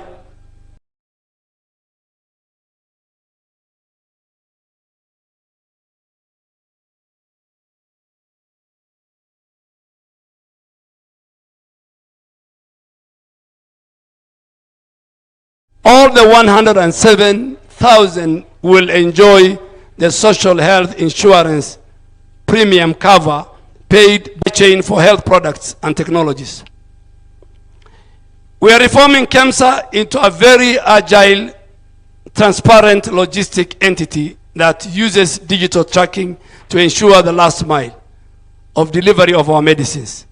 We must ensure that a mother in a remote village has access to some life-saving drugs as a patient in the National Referral Hospital.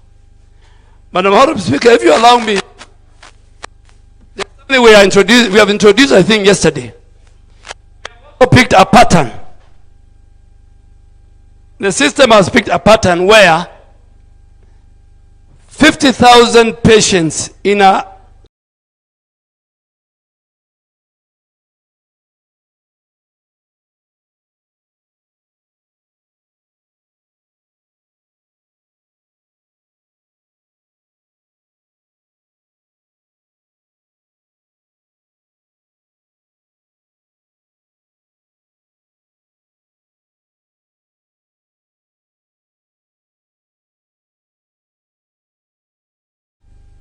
$50,000 patients in a county referral hospital go through the compound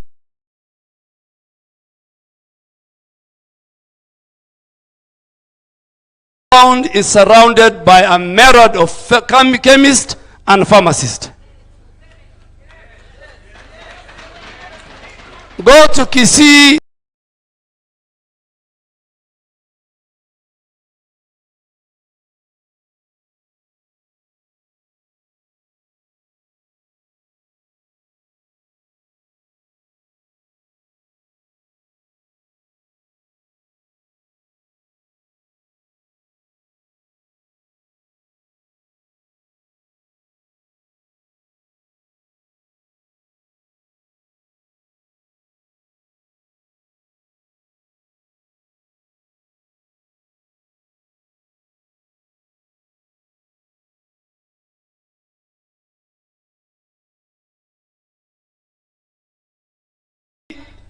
referral hospital. Even go to Garissa County Referral PGH. I was there this weekend and I was asking, why are there so many cases? If the patient does not, because the system will know, if you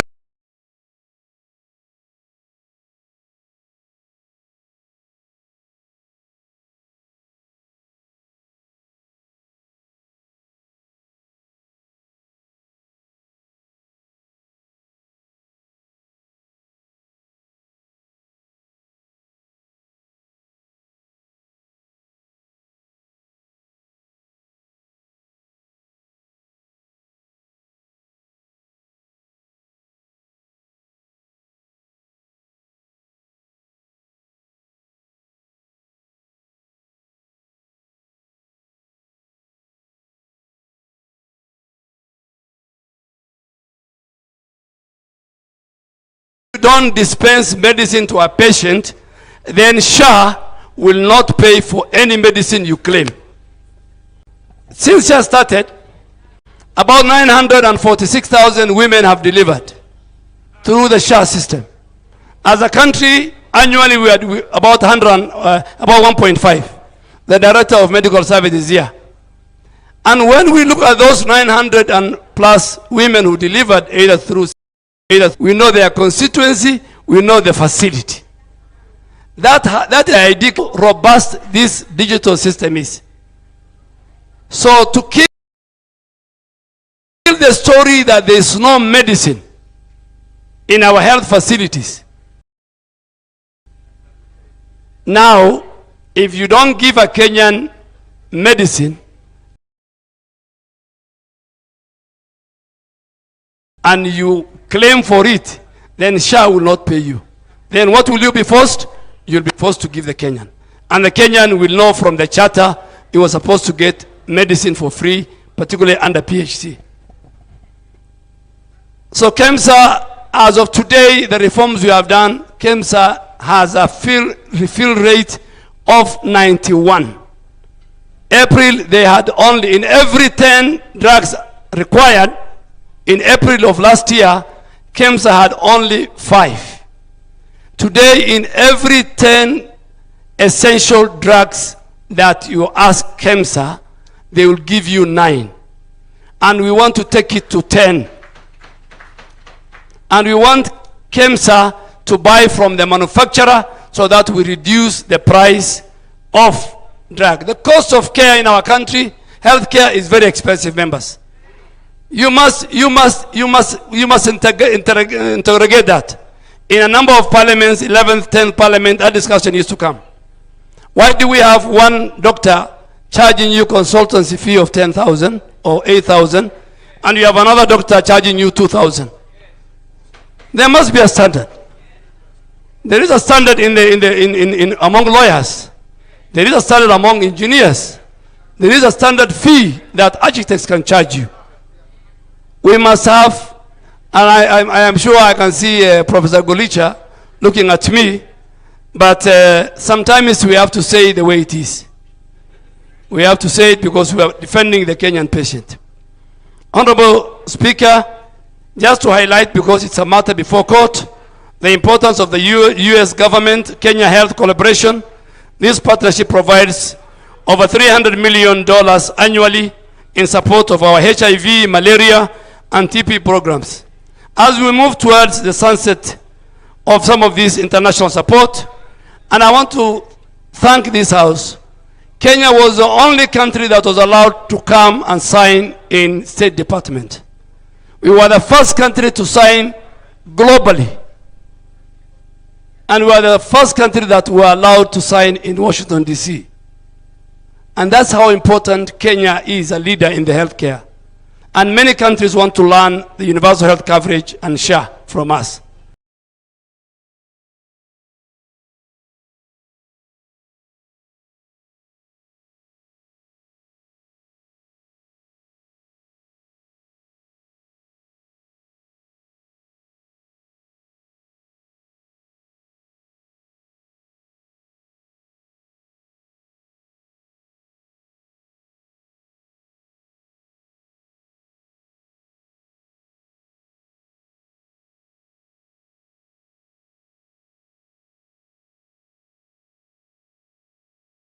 And most of it is because of the laws that you have. 120 county for 6.1 billion, which the government has 6.1 billion, which the government has not paid for, is fee for service.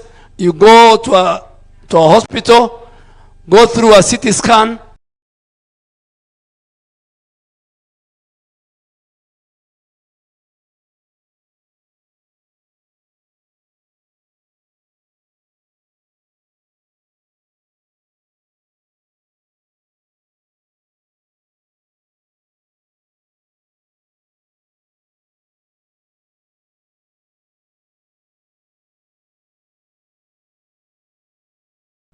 That CT scan, SHA will pay part to the hospital and part it will pay. You will find a private wing. Today the number of referrals Very few Kenyans are referred to Kenyatta Hospital or Kenyatta University or MTRH or Jaramogi, because all our county hospitals now, majority of them have the latest equipment, dialysis machines, CT scans, mammograph. You'll find them in all our, reducing the burden. Kenyans used to die on the road. So when we talk about healthcare transformation with the support of our members, UHC is about ensuring that the quality of care received by a president is the same quality of care available to a peasant. To achieve this, we have entered into a strategic collaboration that are already bearing fruit. And I really want to ask my sisters who are in this room to listen to me.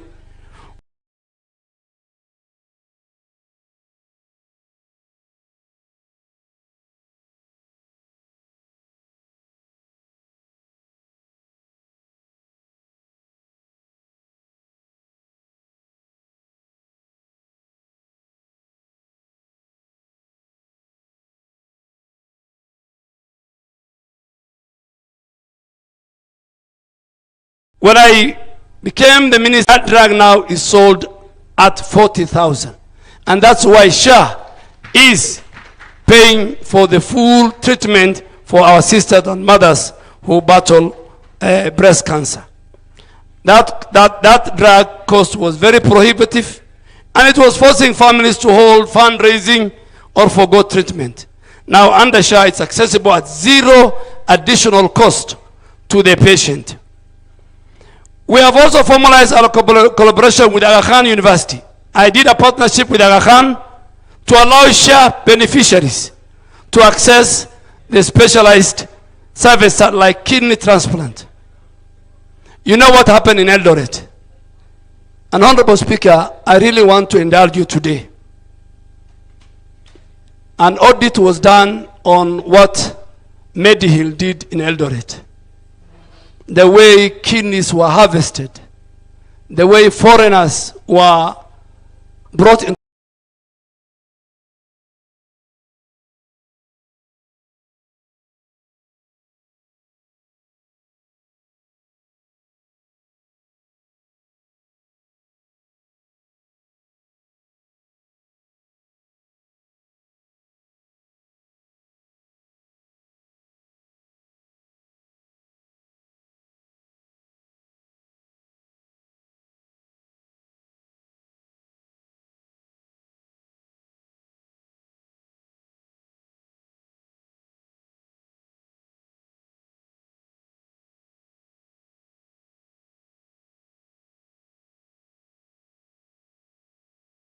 To our country. A good report was done. Illegally young people without regard to safety and ethics that comes with it. So today a Kenyan of any status can walk to Aga Khan as long as he has a donor. Kidney transplant will be done at the cost of SHA, 1.2 million shilling paid for. Pre and post. Aga Khan used to be a hospital of the rich. Today, if you go there under SHA, at the dialysis center, you'll find in Nairobi Hospital, Nairobi West, in Kenyatta, you'll find all that. There are many people who say SHA is not working. If it's not working, then how come 29 million people have registered? There are some of the people who are saying it's not working. They are very sad because their county is number 2 or number 3 in SHA registration. For example, Nyeri is number 3. Number 1 is Mombasa. Let's clap for Mombasa. Number 2 is Bomet. Number 3 is Nyeri. Number 4 is Kirinyaga. I can continue. But for our colleagues like me who come from the Asal, if I start naming the bottom, that is where we are, including my own county. And I have to say it. But we must We must clap for the counties. Elgeyo Marakwet, Kericho, among the top. Lamu, among the top. As small as it is. Honorable Speaker, we have also have an agreement with Nairobi Hospital, a historic collaboration for kidney transplant at share rate. Honorable Speaker, these collaborations translate to one simple reality. We are demonizing the walls between the rich man's hospital and the poor man's hospital. Under SHA, every Kenyan has a seat at the table of quality health care. Honorable Speaker, I now want to speak to key moral imperative. And I want our sisters to listen to me. And this is the health of our mothers and children. Every woman, every newborn, everywhere, agenda. And our rapid result initiative that we carried as a ministry last month showed that 26 of our counties have drastically reduced their maternal mortality rate and newborn child death. But we have 25 counties which are in the red. We are trying to make sure that those 25 counties, we have an engagement with them at the level of the presidency and the council of governors, and no mother, Honorable Speaker,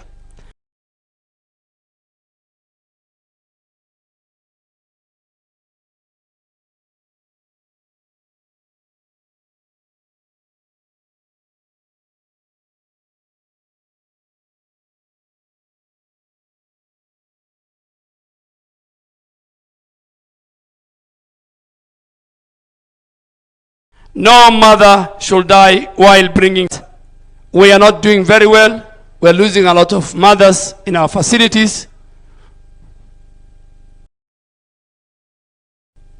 And I want us to clap for the people from the former Central Kenya.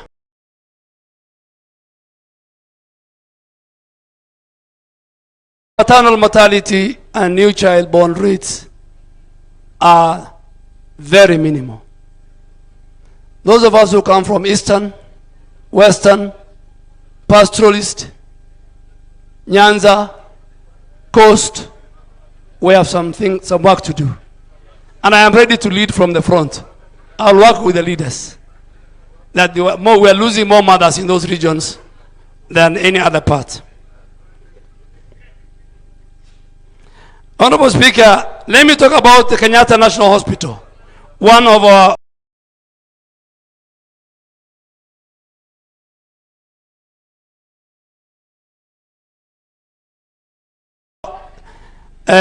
world-class milestone. When I found it, Kenyatta, and I'm happy to report today, the chairman of the Kenyatta National Hospital, the former Secretary General of Kenya Red Cross, through his corporate network, today we are refurbishing 9 wards in Kenyatta at a cost of 270 million, paid for by the corporates, banks.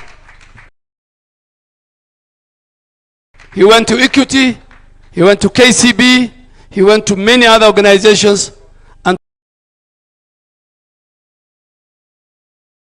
today they are refurbishing at a cost. Today, Kenyatta National Hospital has established the state-of-the-art HLA lab for organ transplant matching, ending our reliance on expensive foreign laboratories. We are not sending now tests to South Africa or to the CDC Atlanta. Kenyatta National Hospital is doing a lot to our community. Record-breaking surgeries you watch in the news every day. Beyond our borders, we want to position Kenya as a leader in global health security. And we have formed the Kenya National Public Health Institute. We have expanded our laboratories and our emergency operation centers. We want to build a resilient system that can detect and respond to pandemics long before they reach our doorsteps. However, Honorable Speaker, these gains remain fragile without a very strong intergovernmental synergy. And I want to urge the National Assembly to ensure that health remains a whole of government priority. Health security is inseparable from the work of the Ministry of Interior, ICT, Education, National Treasury, and many others. Honorable Speaker, let me come now to the legislative agenda as I conclude. We laid the foundation and we have secured the standard of care. And I wish to bring to your attention that there is a bill before the House called the Quality of Health Care and Patient Safety Bill 2025. This bill is critical bill is already before the House.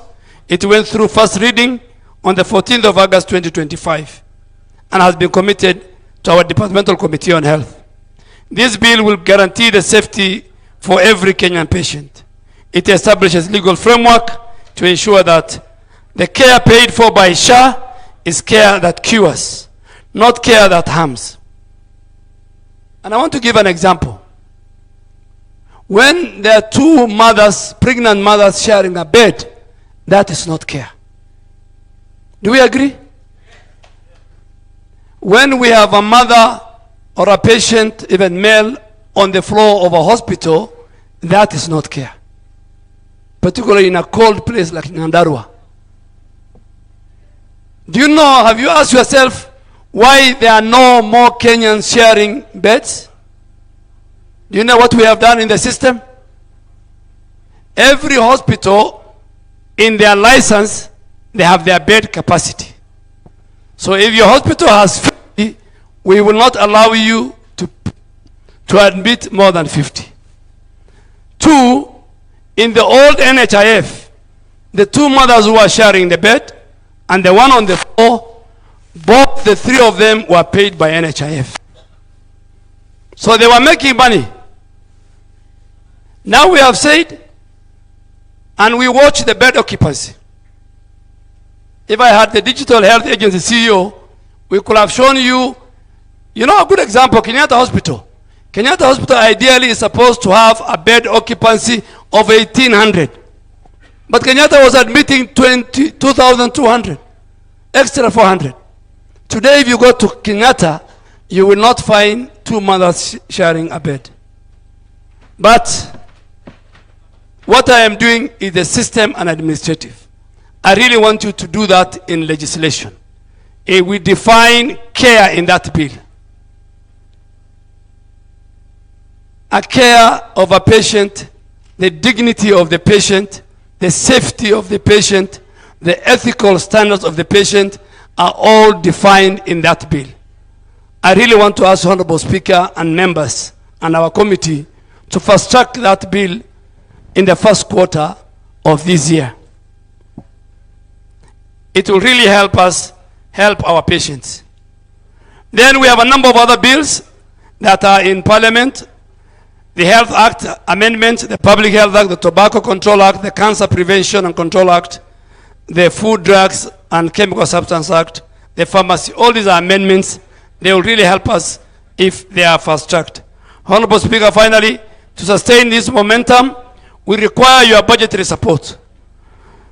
To clear the pending claims and ensure that seamless operations of free primary health care, we urgently require, we have already told the National Treasury, they have committed to us, but the Leader of Majority and the Chair of Budget can help us, them to release the 5.9 exchequer release so that we can pay facilities for the month of October, November, and December in the primary health care, in the dispensaries, and in the health centers. But they have said they will pay before the end of this week. We also wanted the projection deficit of the PHC, and the Chair of Budget is aware, is about 11.9 billion, and we want it to be factored in. Between now and June, we want it to be factored in the supplementary budget. When we were looking at the maternity package, we realized the people who design SHA and UHC, they have left a very component. There are places where our mothers deliver in health centers. They deliver even in dispensaries. And sub-county or level 4 hospitals are very far from them. And after that discussion, and we did a paper, the summit chaired by the President, the Council of Governors, we have agreed now our mothers, because we want to reduce the maternal and child mortality rate, we have asked now to be given more resources of 2 billion so that our mothers can now deliver in health centers and in some dispensaries in some of our constituencies. Honorable Speaker, and this is just to save our mothers and our newborns. Honorable Speaker, I come with the very senior members of my ministry.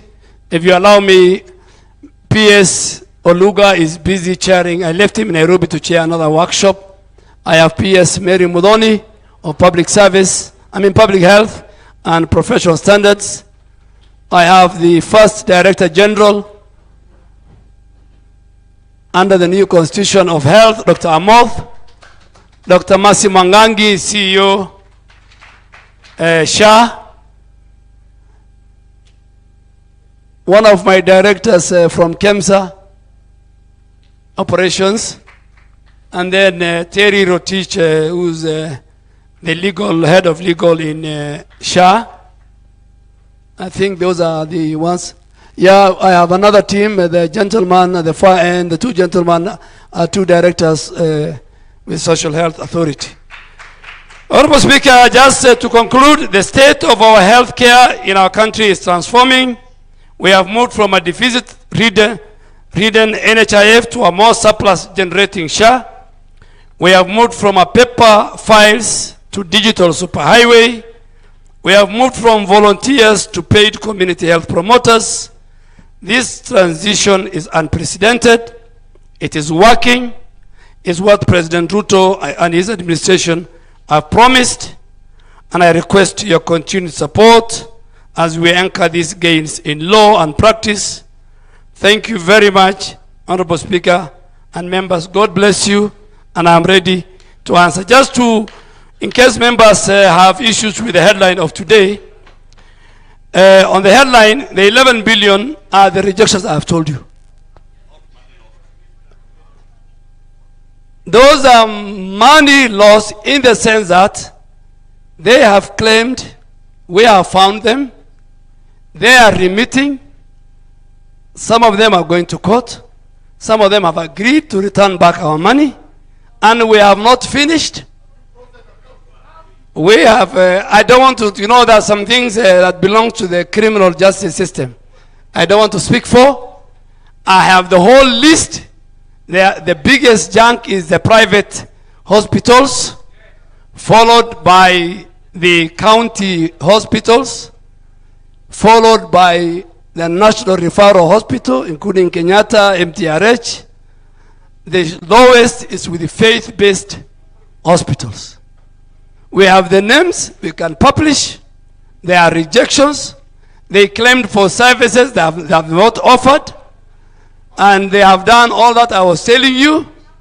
And I am sure that many people, including those who are criticizing me, some of them, this morning they sent me a text message and they said those people must be prosecuted and they must return the money. You cannot eat the money that belongs to a patient in Kenya. Thank you, Honorable Speaker. Thank you. Thank you, Waziri. Honorable members, you've heard the minister is with his team, Rachel. We're doing 10-10. Yes, yeah? Oh, Dr. Nyikal first. Lower your hands. We promise to give Dr. Nyikal 3 minutes. Nyikal, just 1 minute. Honorable members, for those who walked in and out, let us first of all give a round of applause to the Honorable Duale. Indeed, Honorable Speaker, the Honorable Duale has done very well. In terms of making a presentation, we can tell when a presentation is good. And we are so proud that he is from this house. And it makes a difference when someone who has the experience that is required gives such a presentation. We appreciate. He has taken us through the journey that the transformation He has given us the pivotal role of Parliament in legislation and way forward and what assistance that he needs. He has given us a comparison of what happened in NHIF and what is happening in SHA, including the numbers, including registration, the depth, including the amount of money that is being paid in and out, the role of national government and the counties in health, and the complications therein and what support that he needs. Honorable Speaker, he has also given us assurance that it is not about your economic power that will make a decision on your access to health. These are the kind of presentations, Honorable Speaker, that we want. Mr. Speaker, he has given us this House assurance that we are not going to export our patients and also export our money.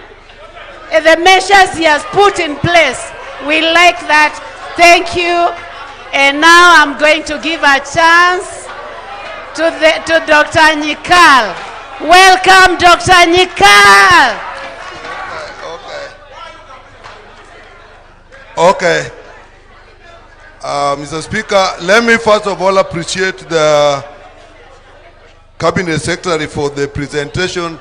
I'll not say much because this today is the presentation of the Cabinet Secretary to the House. So the members will deal with that. Most of the issues he has raised, we have actually discussed with him in the committee. We have had interactions, some of which you have seen on TV, and these are the results. I'll just make very few comments. One, there are some issues he has raised that we'll still have to look up with them as a committee. So I don't expect to say much on them. We'll have opportunity as a committee to call the team and have that. But the only ones I want to say that are really important is the issue of registration and payment of premium, which is a gap of 29 million and 4 million. It has issues. The issue of county and national government coordination, and that is what affecting KEMSA not getting drugs there because drugs are being bought at the county and they are not paying KEMSA. So that is something we will discuss with them. The issue of primary care fund, which we actually gave this time, and that has to be used at the county level, in level 2 and level 3, where he actually we agreed as a committee that women do deliver there, they should be paid. So we look at that. Then the issue of human resource transition, the one of NHIF to SHA, is again something we'll sit down and look at. The issue of UHC staff and interns and global fund, I must congratulate the budget committee, Chair Atandi. As a committee, we managed to put some money there, and for the primary care, we are also going to put money so that women can deliver in level 2 and 3. And the other issue of the bills, those ones we are actually taking on. We have those bills, some we're already looking at. But the biggest one I want to talk about is the benefit package and the cost of care. We have a benefit package in the country, but we don't have a cost of care. So how can you have a package if you do not know its cost? So I know they're working on that. They have put up a team. We'll work with them to have the cost of care so that one surgery has a cost wherever you go. And I think when we do that, we should be able to get more done. It is its day today, and members of the assembly, so I'll leave it there, because we'll also be taking some notes on what the members say that needs to be done, that we can follow up with him. Thank you, members. Rachel, take the first 10. The Honorable Shabir, the Honorable Mother Wangari, number 2, the Honorable Elemengit, can I just do this side? Okay. The Honorable Makali Mulu, The honorable member for Kinangop. We wanted 10 here, 10 here, 10. Is that okay?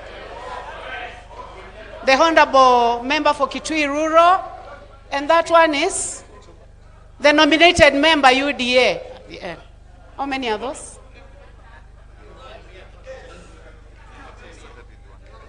I started with Shakil. I went to Wangari. I went to Makalimulu. I went to the member for Kinangop. I went to the member for Kitui Rural. I went to Modoni and Charles CNN. How many are those? We can get another 3 here. We can start with the nominated member. Can we go to this member? Odipo. And the 10th one, the member for Nairobi. 10, Honorable Speaker. So when we start again, we'll come this way and then that way.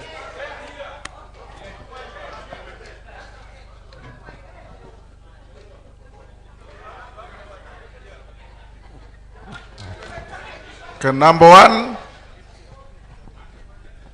Thank you, Honorable Speaker, sir. Bwana Ndwale, Waziri, we have known each other to 2007 and I've had a great faith in what you do, and what you said today, you have convinced me. Mr. Speaker, I want to stand testament today. I put nearly 10 million in NHIF last year. That was lost, but my constant, and Waziri, thank you, and Mercy, thank you. We went and recouped 2.4 million. And that money, sir, is now giving 2,300 applicants, indigenous, for 2 months, SHA. Next week, I promised her I'm coming with 6 million. Now, Mr. Chair, Bwana Speaker, I don't have to say this, but I am been diagnosed with a little bit of cancer. So when I went to do my PET scan, I gave my insurance card. They said, no, SHA will pay. I said, they will never pay. SHA paid. The other day I went to take some medicine, 100,000. I went to take some medicine from Nairobi Hospital. I gave my insurance card. They came back and gave it to me and said, SHA has paid. So today, Bwana Ndwale, whatever others say, for me, it is working. Asante sana. Number 2. Thank you. Thank you, Mr. Speaker. And Waziri, Mr. Speaker, unlike what we had in the morning, at least this CS had prepared, had done some homework for his presentation to the honorable members of Parliament. Mr. Speaker, I am also very glad that the trust deficit in SHA has substantially reduced. But my question, so that I save time, Mr. Speaker, is the issue of incentivized surgeries. The reason Waziri unasema mambo ya CSS in a hospital is because CSS are paid better and so many more times than normal deliveries. Mr. Speaker, we may not deal with the money, but what this is doing to the women of this country. You go pregnant, you're due to give birth. You're told your child is in distress and your cervix is not opening. They don't even try to induce. You are taken to theater and you're cut open. So, because they are paid better. So, Waziri, how do we disincentivize the issue of surgeries? Because we cannot keep doing this to the population of this country. We are opening up women who can easily give birth normally without going to the theater. Thank you. Finally, Mr. Speaker, allow me, because I've not asked any question in this plenary. Allow me finally. The issue of doctors and complaints. KMPDU covers their doctors.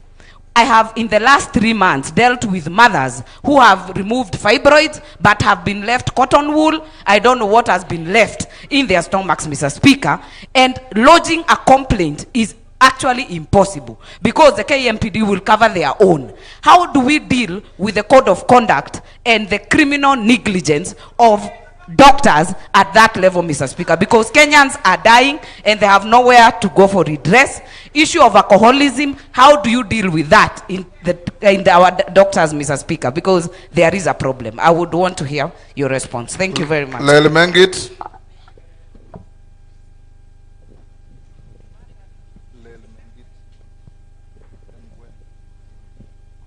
Thank you, Honorable Speaker. First, I want to appreciate Waziri Duale for his perfect presentation. I also want to appreciate what Shah has done. Recently, Honorable Speaker, about a week ago, there is a mzee who is about 96 years old. He had been blind for the last 4 years. And when I visited him, I assessed the situation and he accepted to go for an eye checkup. And it was just a simple issue of eye cataract. And it was removed. The mzee is now seeing. He's been blind for 4 years, and it was fully paid by Shah. Now, my question is, Honorable CS, while we appreciate the government for paying for kidney dialysis, we know patients suffering from kidney issues are close to 10 to 15% in this country.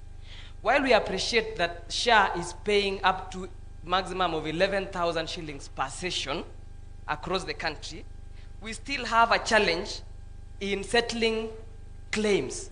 We have small startups, local companies in this country or hospitals whose claims have not been paid for almost the last 3 months.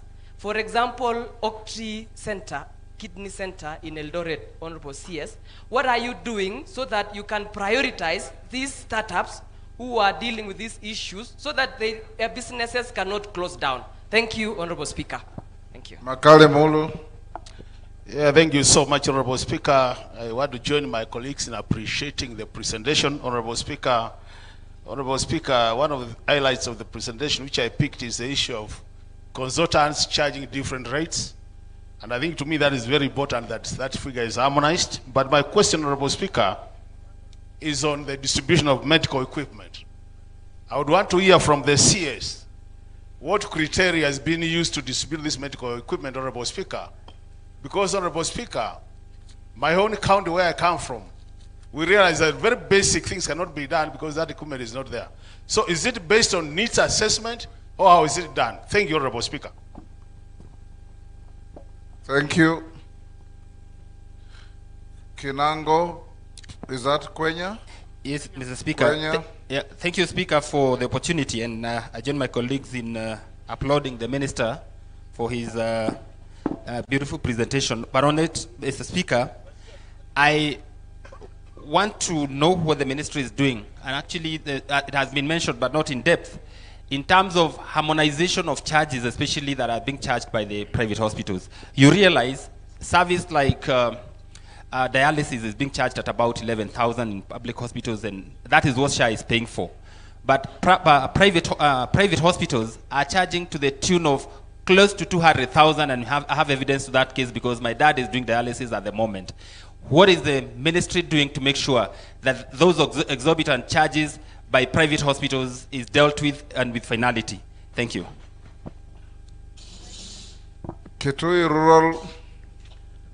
Thank you, Mr. Speaker, and thank you, Honorable Duale, my friend. I always have a lot of confidence in you. When you are presenting, you talked about the 11 billion, how you are trying to recover that money. But I wanted to hear more on what systems are you putting in place so that this kind of debt is not going to occur again. Because this is money which is supposed to be used to buy drugs and other facilities in the health centers. Thank you very much. Next, Mudhone Marubu. Is it Mudhone? No, Mudhone nominated. Ikiara. Thank you very much, Honorable Speaker. Honorable Speaker, I too join my colleagues to thank the CS for coming when he is very well prepared for this session. We laud him for that. Honorable Speaker, my question is, what measures, Waziri, as your ministry put in place to protect Kenyans from counterfeit medicine. More so, especially those who have chronic illnesses like diabetes, blood pressure. Honorable Speaker, I'm asking this in reference because I am a victim. When I go buying my medicine from the pharmacy, at times I have encountered a case where I bought counterfeit medicine, which when I take it does not work at all. What is the ministry doing to protect Kenyans who are not aware like me so that they don't take counterfeit medicine, which is not working? Thank you. Nguna. Thank you, CS, for awesome presentation. We are fully satisfied with what you've done so far. And again, congratulations. Since you took over SHA, it is now working. I have witnessed, because I've had several patients there. Congratulations for that. My question is, how many health facilities involved in the fake claims have you shut down so far? Kipchumba. Thank you, Honorable Speaker. I want to first of all declare that I am a health advocate. I've worked with the Ministry of Health in the Vaccine Preventable Diseases campaign. I've been awarded the UN Person of the Year in 2015, fighting and kicking polio out of Kenya and Africa. It has been great. SHA, like the previous program, NHIF, and other health insurances, very little is given to therapies. There's limited package to support long-term conditions. And this in particular, children that have disorders of cerebral palsy, spina bifida, hydrocephalus, and other conditions, and it's lifelong. What is SHA doing to include the essential drugs, medication, in supporting these children or persons? They have to live with the drugs forever, and they can't afford them. And most of these, especially anticonvulsants and epilepsy medication, are very expensive. What is SHA doing to expand the essential benefits package to fully cover therapies, especially physiotherapy, occupational therapy, speech therapy, orthopedic therapy, assistive devices, and lifelong neurological medications? Thank you. Odipo Kwame.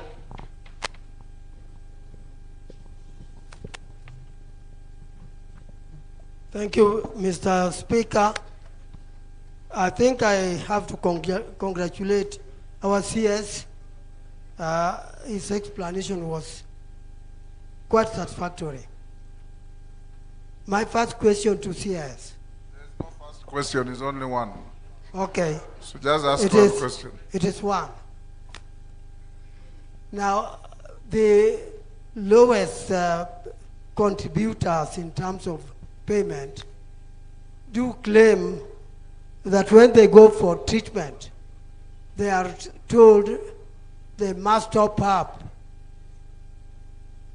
their contribution to cover a full year before they are attended to. I wanted you to tell me if this is what is expected. And do you cover all kind of treatments? And in particular, I wanted to know whether X-ray is covered, because they also say when it comes to X-ray, they have to pay for that outside the SHA system. And you mentioned something, Minister, regarding the medicine, which many hospitals, especially the county hospitals, they do not provide medicine. The problem you have there, you have explained very well, and your intention and what you do. But my concern is, what is happening to these patients if they don't get medicine? Do we just say bad luck, or is there any provision that they can follow to get the medicine they require? Thank you, Mr. Speaker. Elachi. Thank you, Mr. Speaker. I also want to thank the CS, to thank his team, Mercy and the team. CS, I was in Kenyatta on Sunday, and I want to thank you and thank Lesiampe. They have done their best, but I realized that because Mbagathi is not functioning and Mama Lucy, you find that we have 100 mothers now delivering a day at Kenyatta. And so my biggest worry now, which is across the country, is how do we ensure to have accountability? First of all, we ensure that newborns are also covered with SHA. Because you cover the mothers, yes, but the newborns, the postnatal, is something we need to look at as also going through and trying to push the hospitals to ensure stillbirth and newborn deaths are really recorded so that we know. And so for me, my proposal will be, in terms of just Kenyatta, is it possible to talk to the president so that these social corporate programs we do under affordable housing, they can just go and do some repairs in terms of their ceilings, in terms of their cupboards, and many other places that I felt it's really struggling. Thank you. We have done those 11, Minister, because these are very short questions. Let's take another 10 so that we answer all of them. This side. Eh? Thank you. Hold. Rachel, hold. The CS prefers that he runs through these ones very quickly before we take. Tutaanza na wewe Osoro, so don't grumble. And this side, don't raise your hands. Rachel said she'll deal with the sender first. Then we'll come to you. Thank you, Mr. Speaker. You know, since I left Parliament and this difficult job, I'm aging. So I didn't want my memory. Honorable Speaker, first I want to thank members for the good comments, and I share that with my colleagues, those who are present and those who are not here, because we work as a team. So it is me and all my whole team that, you know that even there's even somebody who is sitting here making sure that the slides move. It's part of the team. So thank you very much. Honorable Wangari, there's some questions I'll give to the DG briefly and Mercy. Particularly, Honorable Wangari's question, that because of monetary value, because C-section is complicated first, it's a surgery, it's a theater, it's 30,000 reimbursement, but normal delivery is 10. And because of greed, it's a social problem. Somebody wants to force a mother to a C-section when she can do normal delivery. But because he's looking at the difference of the 20,000. So even though we are developing something called scope of practice, I want the DG, and Mercy, she's the doctor, and DG to tell us what do we do, what do we need from Parliament to enforce that we stay within the range of the 10 to 15% of WHO. Isn't it also an ethical issue? No, it is, but I think we can do something. The system, Honorable. Two, I think also, I agree with you. Just like the wider society, we have doctors who go to theater when they're drunk. And that's why we are going to pick with the regulator to make sure that we enforce discipline. And I think the system now talks to Kenyans, so Kenyans must help us identify quirks in discipline. You know, patients must also be talking to us. Then on the issue of alcoholism, Mercy, you'll tell us what are the package within the whole range of mental health. What does SHA provide? My honorable from Emma Gwen on the dialysis. Yeah, the dialysis are mainly 2 sessions, but sometimes there are people who do 3. The 2 are fully covered by SHA. But because you have asked me, that facility in Eldoret, I went to Eldoret, I met the stakeholders, SHA was there, we explained to them. Now tell that facility, the owner, next week Monday, to come. We have got a clinic desk at SHA. Every day we will explain to her why we are not paying her. If her money is part of the 11 billion rejection, we will not pay her. Even if she calls the president. Forget about calling her member of parliament, because we must protect people's money. But we will listen to her. We don't want, and that's why, Honorable Speaker, we're paying NHIF. We don't want also our facilities to collapse. But I think we spoke to that particular facility in Eldoret when I was there. Honorable Makali, my old colleague, consultant rates, I agree. And I think we'll bring a policy or a bill to Parliament for Parliament to discuss. And we'll also take it to the stakeholders, our healthcare workers. But on the medical equipment, it lies with your county governor. First, all the 45 counties have signed for equipment. Intergovernmental partnership agreement. Nairobi County and Kiambu County refused to sign. But I want to report that I think Nairobi County now has signed, and even Kiambu County want to sign. Then after they sign, they make a request for their facilities. So Kitui County, I agree with you, there are some counties, their uptake of equipment, basic equipment for their people is very slow. I can give we need to clap for Kirinyaga and Wajir and even Bungoma, where the speaker comes from, Kakamega, PGH, the governor has put 2 CT scans in PGH Kakamega because of the number of people. Let's clap also for the governor of Kisumu, a very progressive governor, Governor Nyang' Nyong and Governor Mombasa. So, Honorable Makali, the problem is, I'll talk to the governor on your behalf to make the request, but please send me the facilities myself. The honorable member from Kenangop, I agree with you. And the DG must give me and mercy. There is no way we can have one facility private charging 200,000.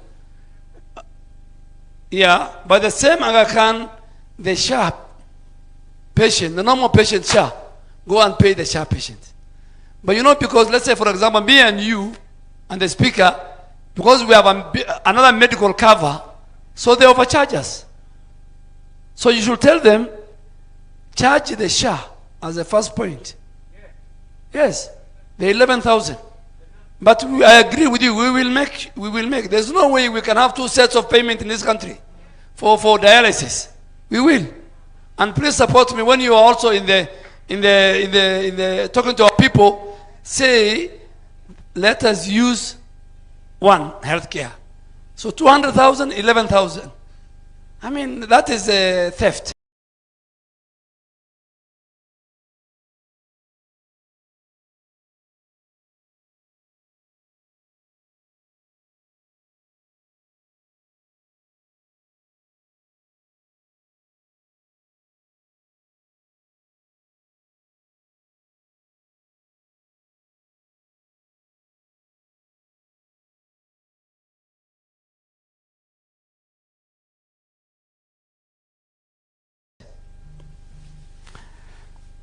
And poison boat.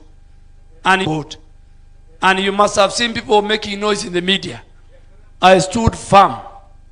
2, and this is going to affect you. We will not allow drugs that are supposed to be dispensed by a doctor to be bought at the counter. The way me and you and our families call a chemist and ask for augmentin, and then you talk to a border rider around there and brings you, that will stop. That will stop. Even when you go to Europe on trips, do you buy on the counter? They tell you no. Even if it's on your phone, they refuse. So because sometimes you are given the wrong drug. Honorable CNN, Nguna, Shah is working. We have so far closed 1,118. And we are keeping on closing more. Because some of them, they call themselves level 4. They're in a very dingy place. If you look at the theater, it looks like a slaughterhouse. And please help me in your constituencies. Ukiona kitu haikai vizuri kama hospitali, just get me the name. We'll ask the regulator, we'll ask Shah. First, if Shah will not pay, if we lock them from the portal, they will not survive. Most of these funny facilities have been created to siphon money from the insurer. Honorable Kipchumba, your question I think is valid. I'll ask the DG to answer. And mercy on the epileptics, the long time conditions of our children. Honorable Depot, the tallest man in Parliament. That's what we used to say, Mr. Speaker, in the last Parliament. Please don't allow first top up in the primary health care. And now we have put a charter, a green charter. Written walk in, walk out. And we should clap for Governor of Nairobi. He has done that. Without us, he has put a big banner. Walk in, walk out. I don't know whether the members of Parliament from Machakos are here.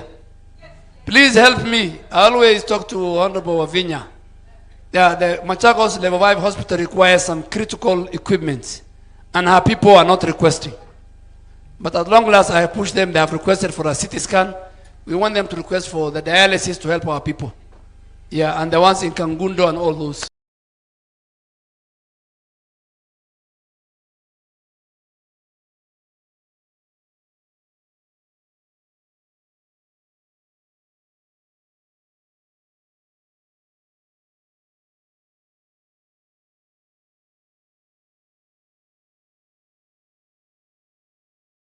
Help us. Yeah. 1 month. You pay very little money. You go to a facility, shilling.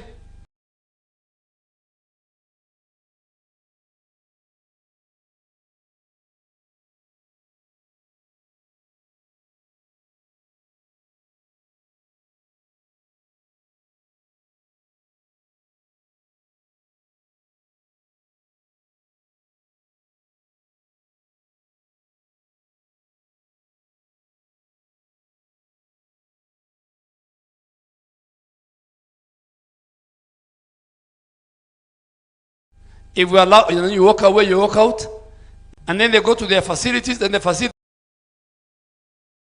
will claim a lot of money. It's a whole thing. So, Honorable Depot, we are looking. Honorable Alacha, I agree with you. When there is a Kenyatta National Hospital or Kenyatta University, it's supposed to be a referral hospital.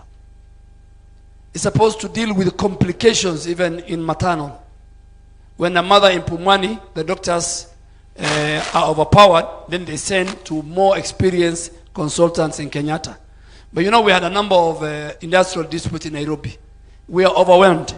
And I've already told the president that we can use affordable housing to build more wards in Kenyatta and expand Kenyatta. And part of it is even how we can work with the police and take the police hospital along Bagadi Road to be part of Kenyatta so that we can help people.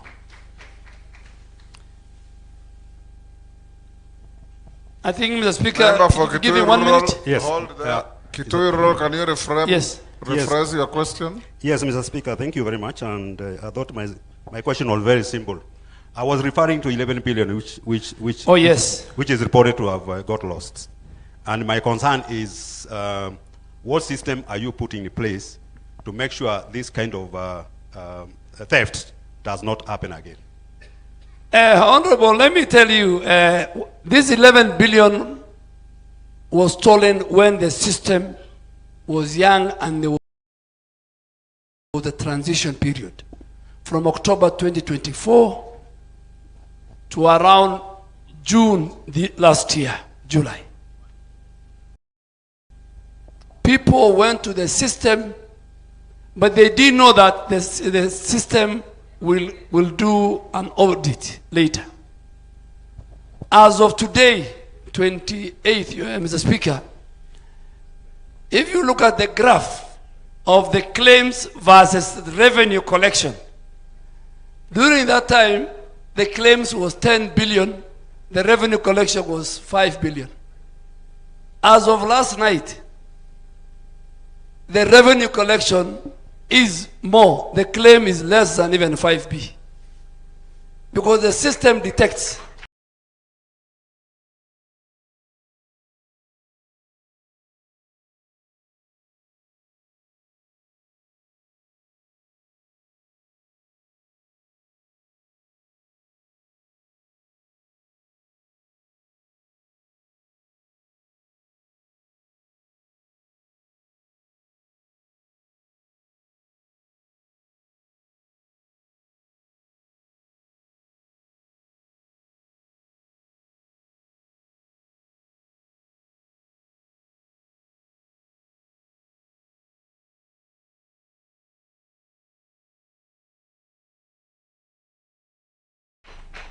In fact, if you...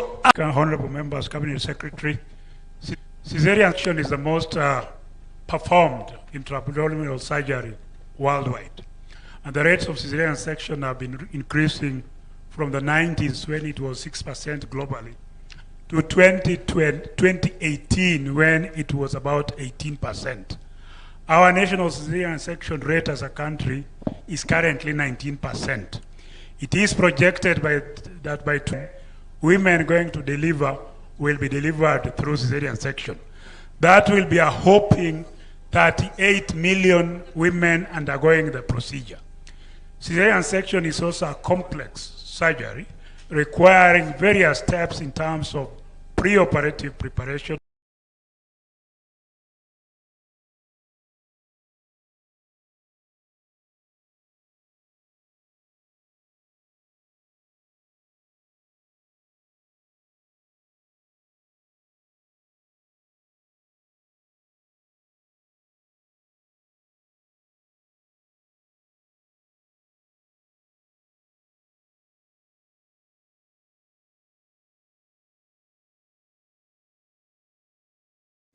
intraoperative steps and postoperative steps. Therefore, what shall My mother, who died last year, gave birth to 15 children, none in hospital.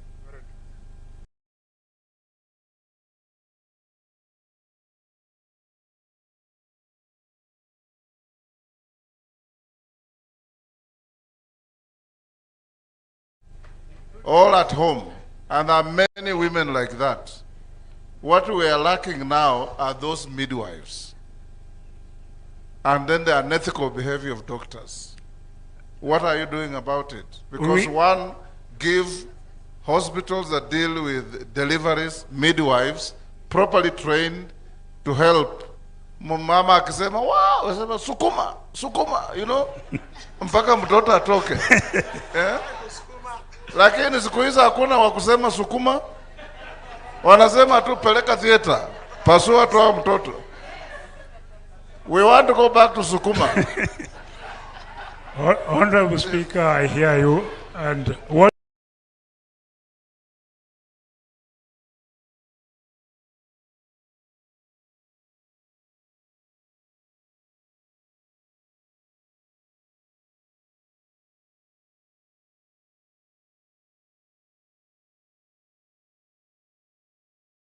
we are doing as and therefore that way we can be able to deal with it hospital by hospital, individual practitioner by individual practitioner. Then in terms of rehabilitation services, I want to thank Honorable Kipchumba. He was our Poli ambassador. He helped us very much to be able to kick wild polio out of Africa during a very difficult time, the COVID-19 pandemic. We are revising the benefits package, as Waziri has said, and we are going to gazette a new benefits package in the month of October. And these are some of the considerations that we are looking at. Thank you. Mercy. Thank you. Thank you, Honorable Speaker and Honorable Members and Honorable Minister. I will answer a set of questions.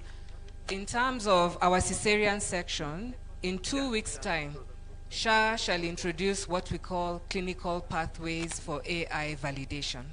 It means when a mother comes in, we have collected data now, NHIF data and SHA data. We shall be able to read the case notes and determine whether that was a valid cesarean section or not. The current data that we have right now shows us a hospital in Tharaka-Nithi that has a 97% cesarean section. It means every mother who walks in, 97% of them have undergone cesarean section. So this AI fraud engine will be introduced. Coming into, Mheshimiwa confirms it is true. Now, coming to the second issue on dialysis, to date, SHA has served 16,000 Kenyans for dialysis. 16,000 Kenyans have received dialysis services. Our SHA contract mandates that SHA should pay dialysis claims and all other claims within 90 days. When I look at the system, which I have here, dialysis facilities who have verified claims are up to date to end of November. They have not been paid for December, and neither have they been paid for January, but those payments will be made in the coming week. And those total to 1.2 billion Kenya shillings. When we look at SHA Lipa Pole Pole, 564,416 Kenyans have enrolled in the SHA Lipa Pole Pole program. I repeat, 564,416 Kenyans. To date, SHA has collected 1.4 billion from these Kenyans under SHA Lipa Pole Pole. And so this program, this insurance premium financing is working, and we will require your support, Honorable Speaker and members, to educate our public on how to utilize SHA Lipa Pole Pole. Concerning how does it work? Okay, thank you. Let me expound on how it works. Don't respond to illegal questions. Answer the questions that were asked. I stand guided, Honorable Speaker.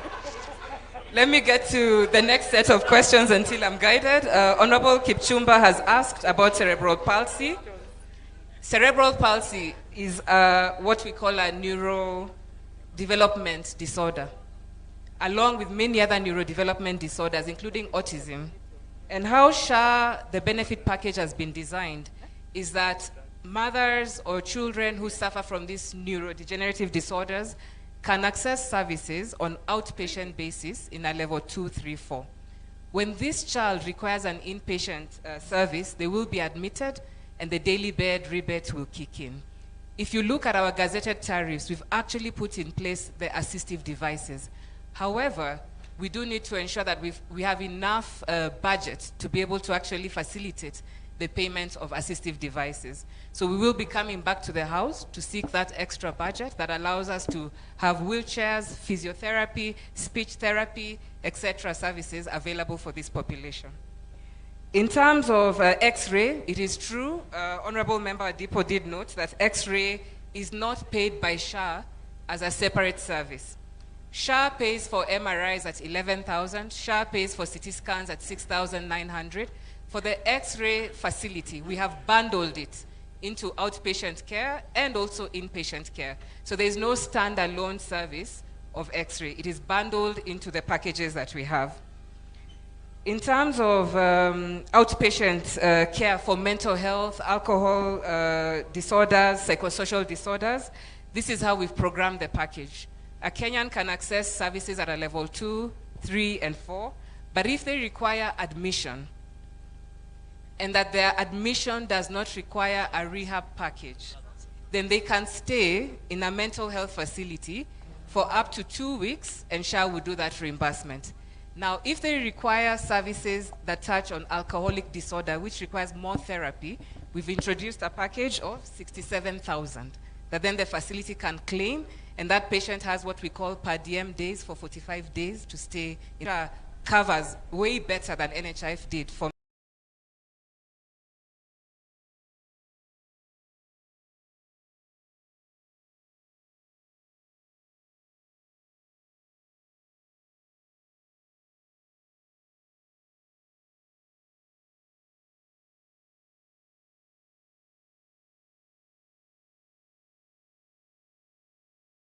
particularly for chronic conditions.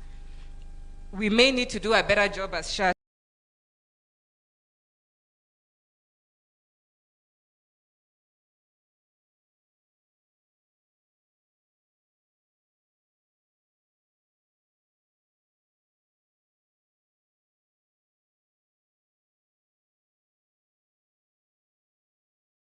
to educate the public, but every year, every SHA paid up member, back to you.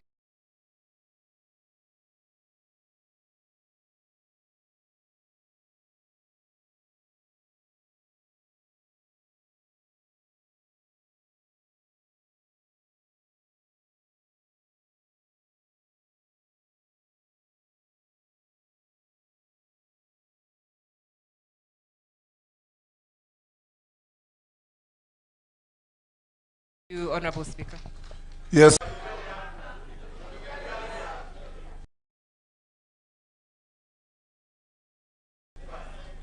I leave the ones who spoke yesterday. 7, 8, 9, 10. Go on and reach 15. Okay. 11, 12, 13, 14, 15. Okay. Members, I think that's the fairest way to Everybody deal with have it. your number. Osoro, start. Thank you very much, Honorable Speaker. Honorable Speaker, I also want to silence honorable members. I will still give everybody a chance, so just be patient, hold your horses. When we go this side, I know that the majority of us are sitting in the middle. I'll come back here again.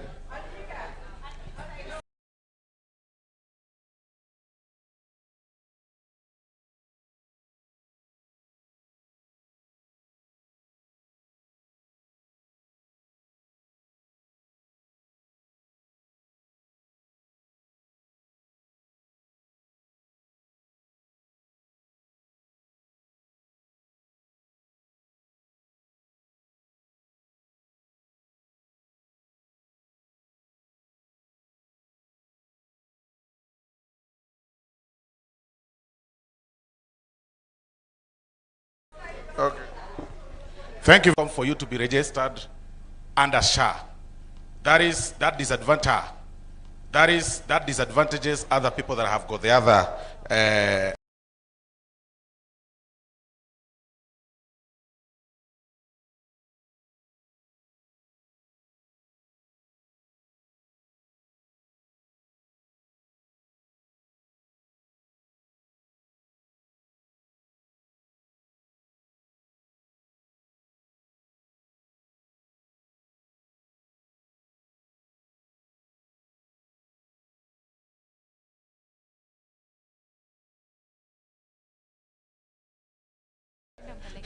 There is this issue, to put it on you, Honorable Waziri, that some of the claims or some of the issues that have been raised through your office, there's an alpha squad within also the ministry that decides that, you know, today, working in cohort with some of the county governments, today we are going to close this hospital, especially these private investors, to the detriment of the private investors, and give the advantage to the county hospital.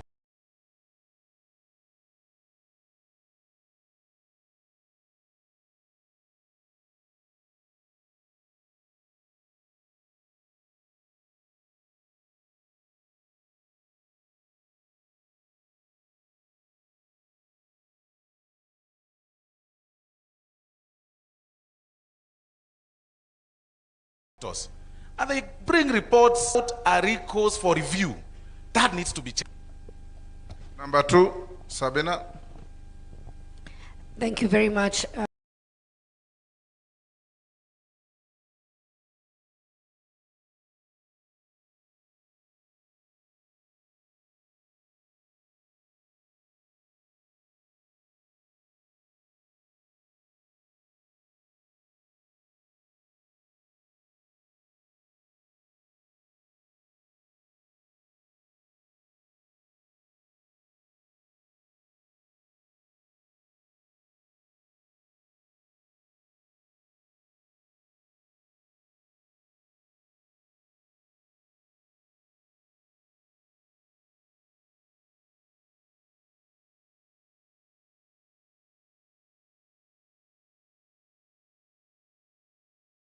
Mr. Speaker, and I want again to join my colleagues. You are doing a great job. I've been there. And because she has mentioned clearly that you can only be admitted in a mental health facility.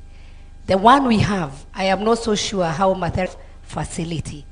The one we have, I am not so sure how Mathare is now.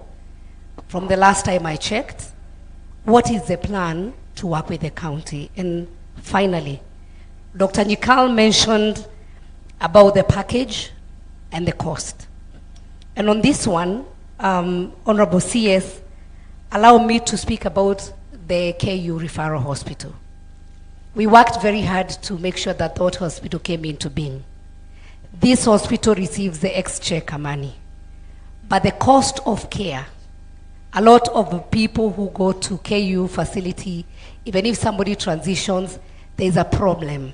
The cost of care is very high. What plans do you have to make sure that this is a national facility and patients who go there are also able to perform? Thank you very much, Honorable Speaker. Naomi Wako. Thank you very much, Honorable Speaker. I want to appreciate the Waziri and his entire team. My question is on cancer patients. We know very well that currently 44,000 Kenyans are reported on a yearly basis and about 29,000 deaths. And most of these people come from northern part of Kenya. I know you have already reported to us the consideration you have put in place under SHA, but I feel there is need for us to invest in research so that we can know the cause of this. I know we have been speaking about this for years, but there is need for this government, our government, to invest in research so that we can know the cause of cancer, especially in northern part of Kenya. And when it comes to SHA recruitment, Waziri, what measures have you put in place in terms of recruitment and employment for the marginalized communities? Thank you. Murugara. Yeah? Who is number 4? Emas.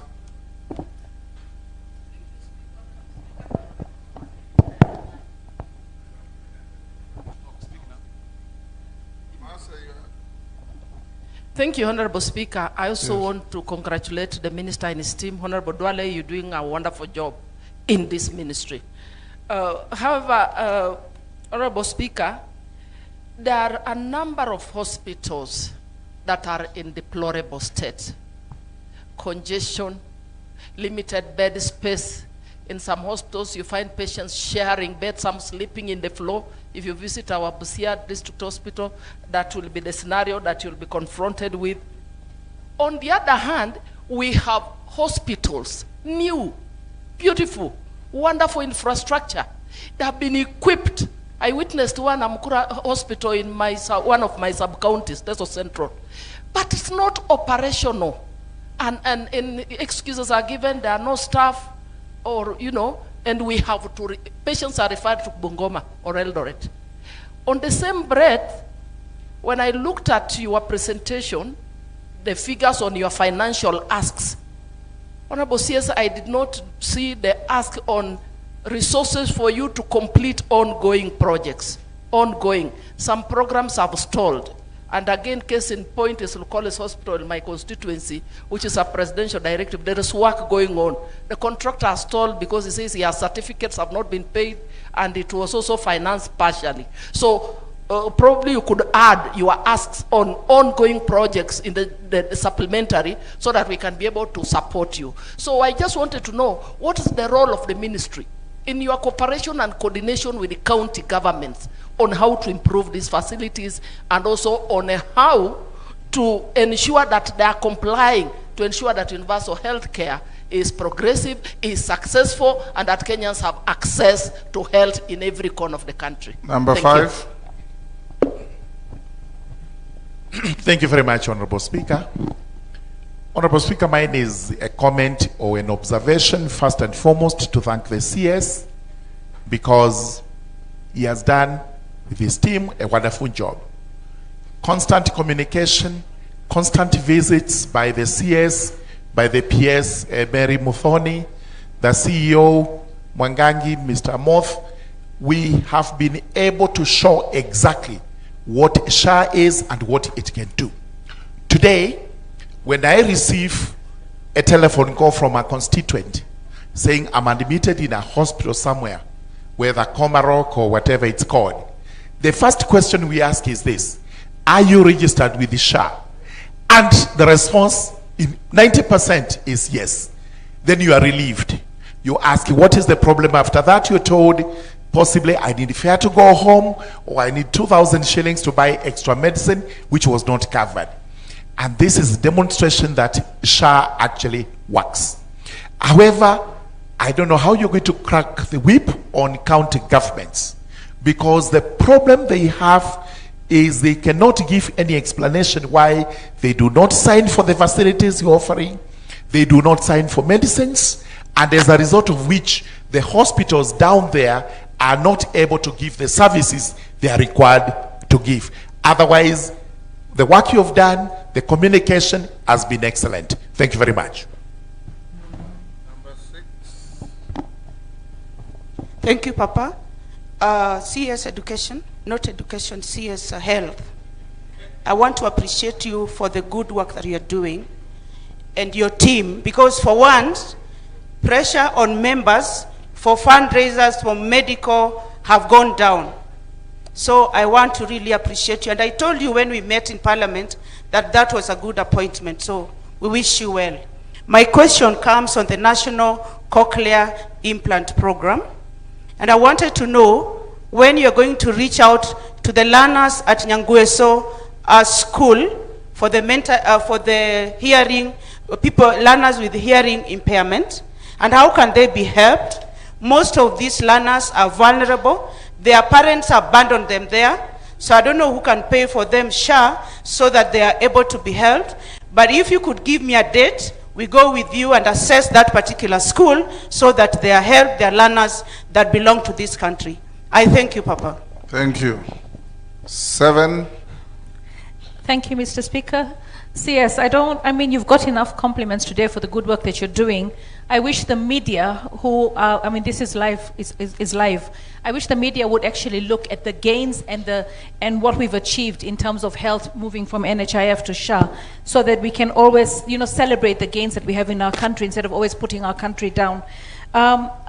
When Mercy was speaking, she's talked about diabetes, the screening, that many people are not coming up and taking advantage of the screening. For me, I think we should use social media aggressively to make people aware that the screening is happening. It's a failure if people are not aware of the screening. And then when it comes to the post-screening, you need diabetic medication. People need to know what's available and where it's available. And what if counties are not stocking it? Glaucoma. It is such a shame in this day and age for somebody to go blind because they're not been screened for glaucoma, and then they don't have the medication. The medication is 3,500 shillings. But if we got generics, it would be even cheaper. So what are the programs on glaucoma? What are the medications on diabetics? And while we're here, there is a meeting going on right now with pediatricians, the Kenya Medical Association, the John Hopkins University, and the Health Reach. They're actually in the main building. They have a program called SASA, which is Smart Advocacy for Strategic Action. And their main concern is newborn care. we care for the mother, but if the baby is preterm, we don't have enough. We don't have pediatricians in all the hospitals. We don't have oxygens. The package, the SHA package for newborns that are born preterm should go beyond the mother's discharge, because the baby remains in the hospital, and then also post-discharge, because I think we have a failure there, and that will help us save a lot of children. So counties that were flagged, because I attended their meeting yesterday, was Siaya, Vihiga, Tana River, Kirinyaga, and Baringo. They don't have neonatal clinics, facilities for newborn. Thank you. Number 8. Thank you, Mr. Speaker. To Waziri Health, I just want to know how you intend to ensure seamless services to patients requiring critical blood transfusion and services, especially plate donations and transfusions. And what other plans do you have? Do you have plans to procure another machine to supplement the existing one at the Kenyatta National Hospital? And how do you intend to upscale the blood transfusion services? As for SHA, I don't want to be the one to say any negative, but right now, I have a patient now in Kenyatta Hospital that has been told the machine, the SHA is not working, you have to pay cash. Please confirm. Thank you. Share the details with them. Pierre Polo. Thank you for this opportunity, and CS, thank you for the very good presentation. I'm Paul Biego, Chesumei constituency, Member of Parliament, and the question goes to the CS that the recent challenges in, given the recent challenges in healthcare infrastructure and staffing, what specific strategies does the ministry plan to implement to improve at least access to quality healthcare services in rural areas? And what is the timeline? And as my colleague has said also here, what should people do when they are told SHA is not working? And sometimes it is a matter of emergency, and you go to a hospital and they say the systems are down. So at that particular point in time, what is one... You are rigging in 3 questions. That's enough. Thank you. Next. Thank you. Oundo. Yes, thank you, Speaker. I don't need introduction to the CS because we suffered with him many years somewhere. I just want to seek your indulgence, Speaker. I have a very interesting case, and I'm sure if Honorable Anjala would have been here, would have joined me in the same case. For some strange reason, we have so many ladies who cross over from Uganda, come and get married to Kenya. And for why do you call it strange? It's very normal. No, that's why I want to the strange part of it. That's why I want to go to the strange. The strange part of it will come at the tail end, so that I don't want this. In my village, every other home. I don't want it to be carried away for the reasons why they cross. I want to pass over the message very clear. They do not have national IDs of Kenya. They can't get national IDs because they have not migrated officially. But they are married in Kenya, that they are 3rd, 4th, or 6th pregnancies. Yet when they go to health facilities for maternity, they are not covered. In the previous regime, we used to fall under Linda Mama, where they would use the ID numbers of their mothers-in-law to get facilities, such facilities. I wonder, what does the current system, what can it do to ensure that we cover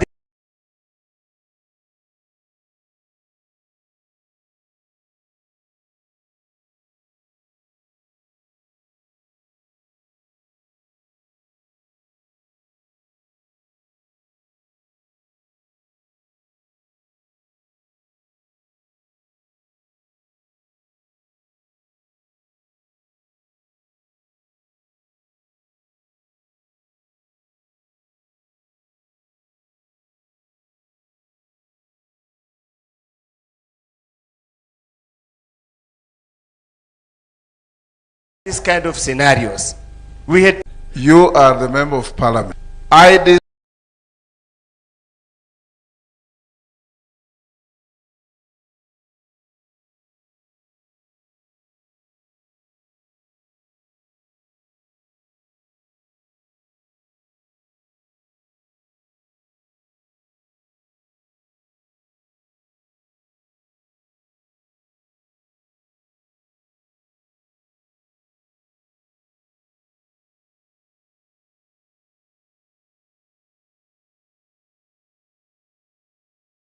and conditionally is to Kenyans, and a Ugandan married to a Kenyan man is a Kenyan.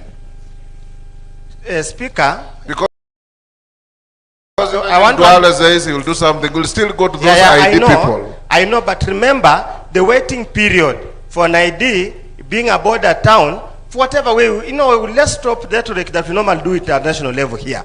It's about 6 to 7 months. That's the standard waiting period.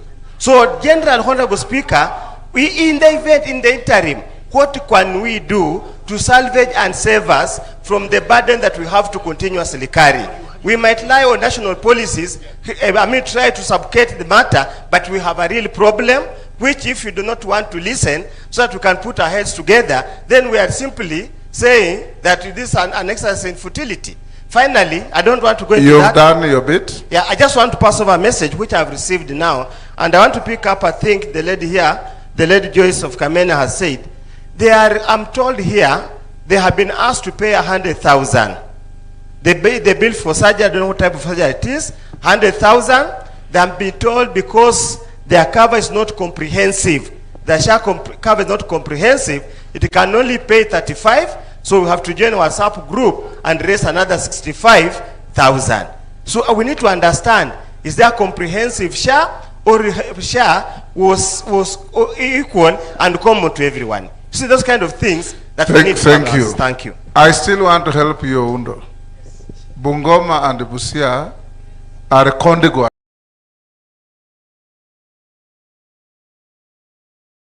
districts in the old days. Were border counties like Mandera, like Garissa, like Wajir. I have checked. Today, the waiting period for an ID in Bungoma, women from Uganda married in Kenya and Kenyans, is exactly a month. So it's not 6 months. Speaker, I can give you documentary evidence on Monday. I will come and help you. You see, Speaker, I cannot stand here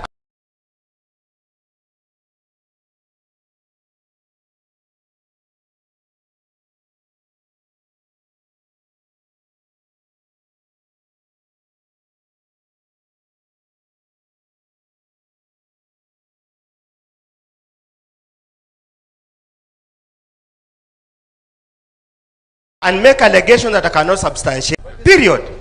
Next. Number 11. It's me. Thank you, Honorable Speaker. Honorable Speaker, allow me to appreciate Honorable Duale that indeed he has done a good job together with the DG and the CEO for SHA. My question to you, Honorable Duale, the CS. You mentioned the issue of data protection with respect to G2G between Kenya and America. But mine, I want to come down to the payment. You did explain that the system can narrow down, go as low as understanding, especially the issue of a patient who has gone to theater, to get the theater notes to help you not to pay those corrupt doctors. So my question to you is, how is SHA protecting patient confidentiality, given that really understanding on how a patient has been undertaken before he's paid? Thank you, Honorable Speaker. Number 12. Thank you, Mr. Speaker. Mr. Speaker, we as members of Parliament employ constituency staff. The 290 constituencies. Mulyungi. Yes, Gideon Mulyungi. Mwingi Central. Now, these members of staff for our constituency offices contribute 26 million shillings to SHA. They also contribute other statutory taxes. Equally like every other civil servant. However, Mr. Speaker, our constituency staff do not get the same services as civil servants. When they go to hospitals, they are asked to pay for extra services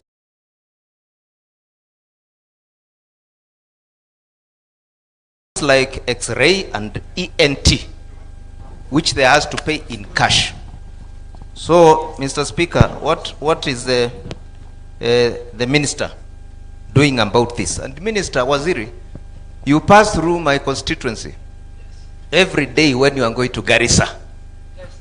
God forbid, if you have a problem along the road, the nearest hospital you can land to is Mwingi General Level 4 Hospital. You walk there, the hospital is pathetic, no medicine, no nothing, and it is very corrupt. Even River Road to Kenyatta Hospital, you'll be asked for fuel for the ambulance. Post-mortem, you'll be asked to pay cash, 30,000 shillings. Can you look into that? Thank you very much. Next, 13. Thank you, Mr. Speaker. I also congratulate Waziri for good presentation. Mr. Speaker, I speak on behalf of other counties like yours, the ones who are within the border. But particularly allow me to mention Kajiado South, our border called Tarakea, on surveillance measures that Waziri has put on place.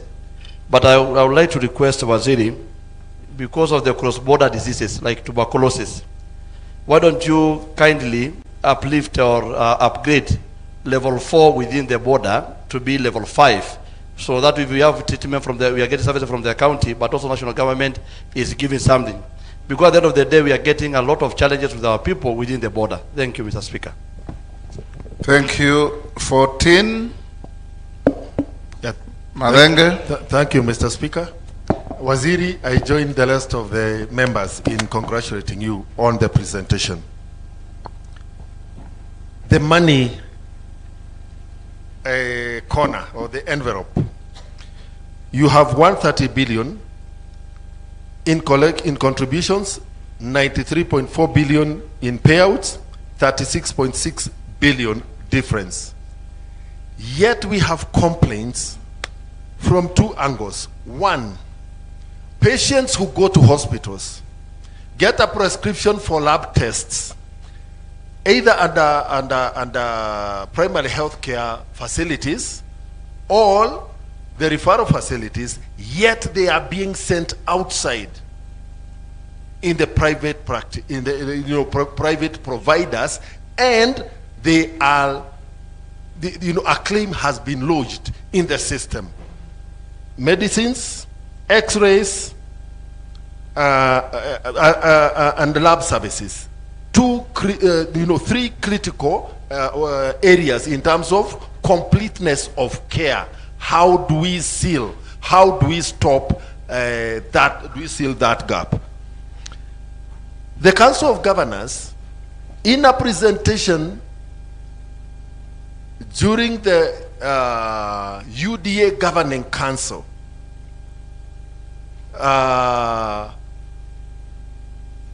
Embu Governor, Her Excellency Cecil Barire, said that the remittances by SHA to county facilities is at 60%. Your presentation here has told us overall 73%, a 13% point difference. Where is the truth? 15. Thank you. Thank you, Speaker. Martin. Yes, Martin Owino. CS, kudos for your leadership and your team. We believe if you sustain your foot on the gas pedal, we'll get healthcare right. The Speaker, I have an observation. Last year, as a health committee led by Dr. Nyikal, we went for fact-finding in the field. to single out one facility called Nyandiwa. We were so happy with Nyandiwa because the claim office was capacitated. And in fact, their claim rate was over 95%, meaning SHA was efficiently reimbursing the facility. 84 million by then. Then we asked, where is the money? And they said when SHA reimbursed them, the money goes to their facility and bounces back to county special account. And what does the county does with that money? County releases 80% back and deducts 20%. Then later on, our chair, Dr. Nyikal, is there. He asked the county government, can you then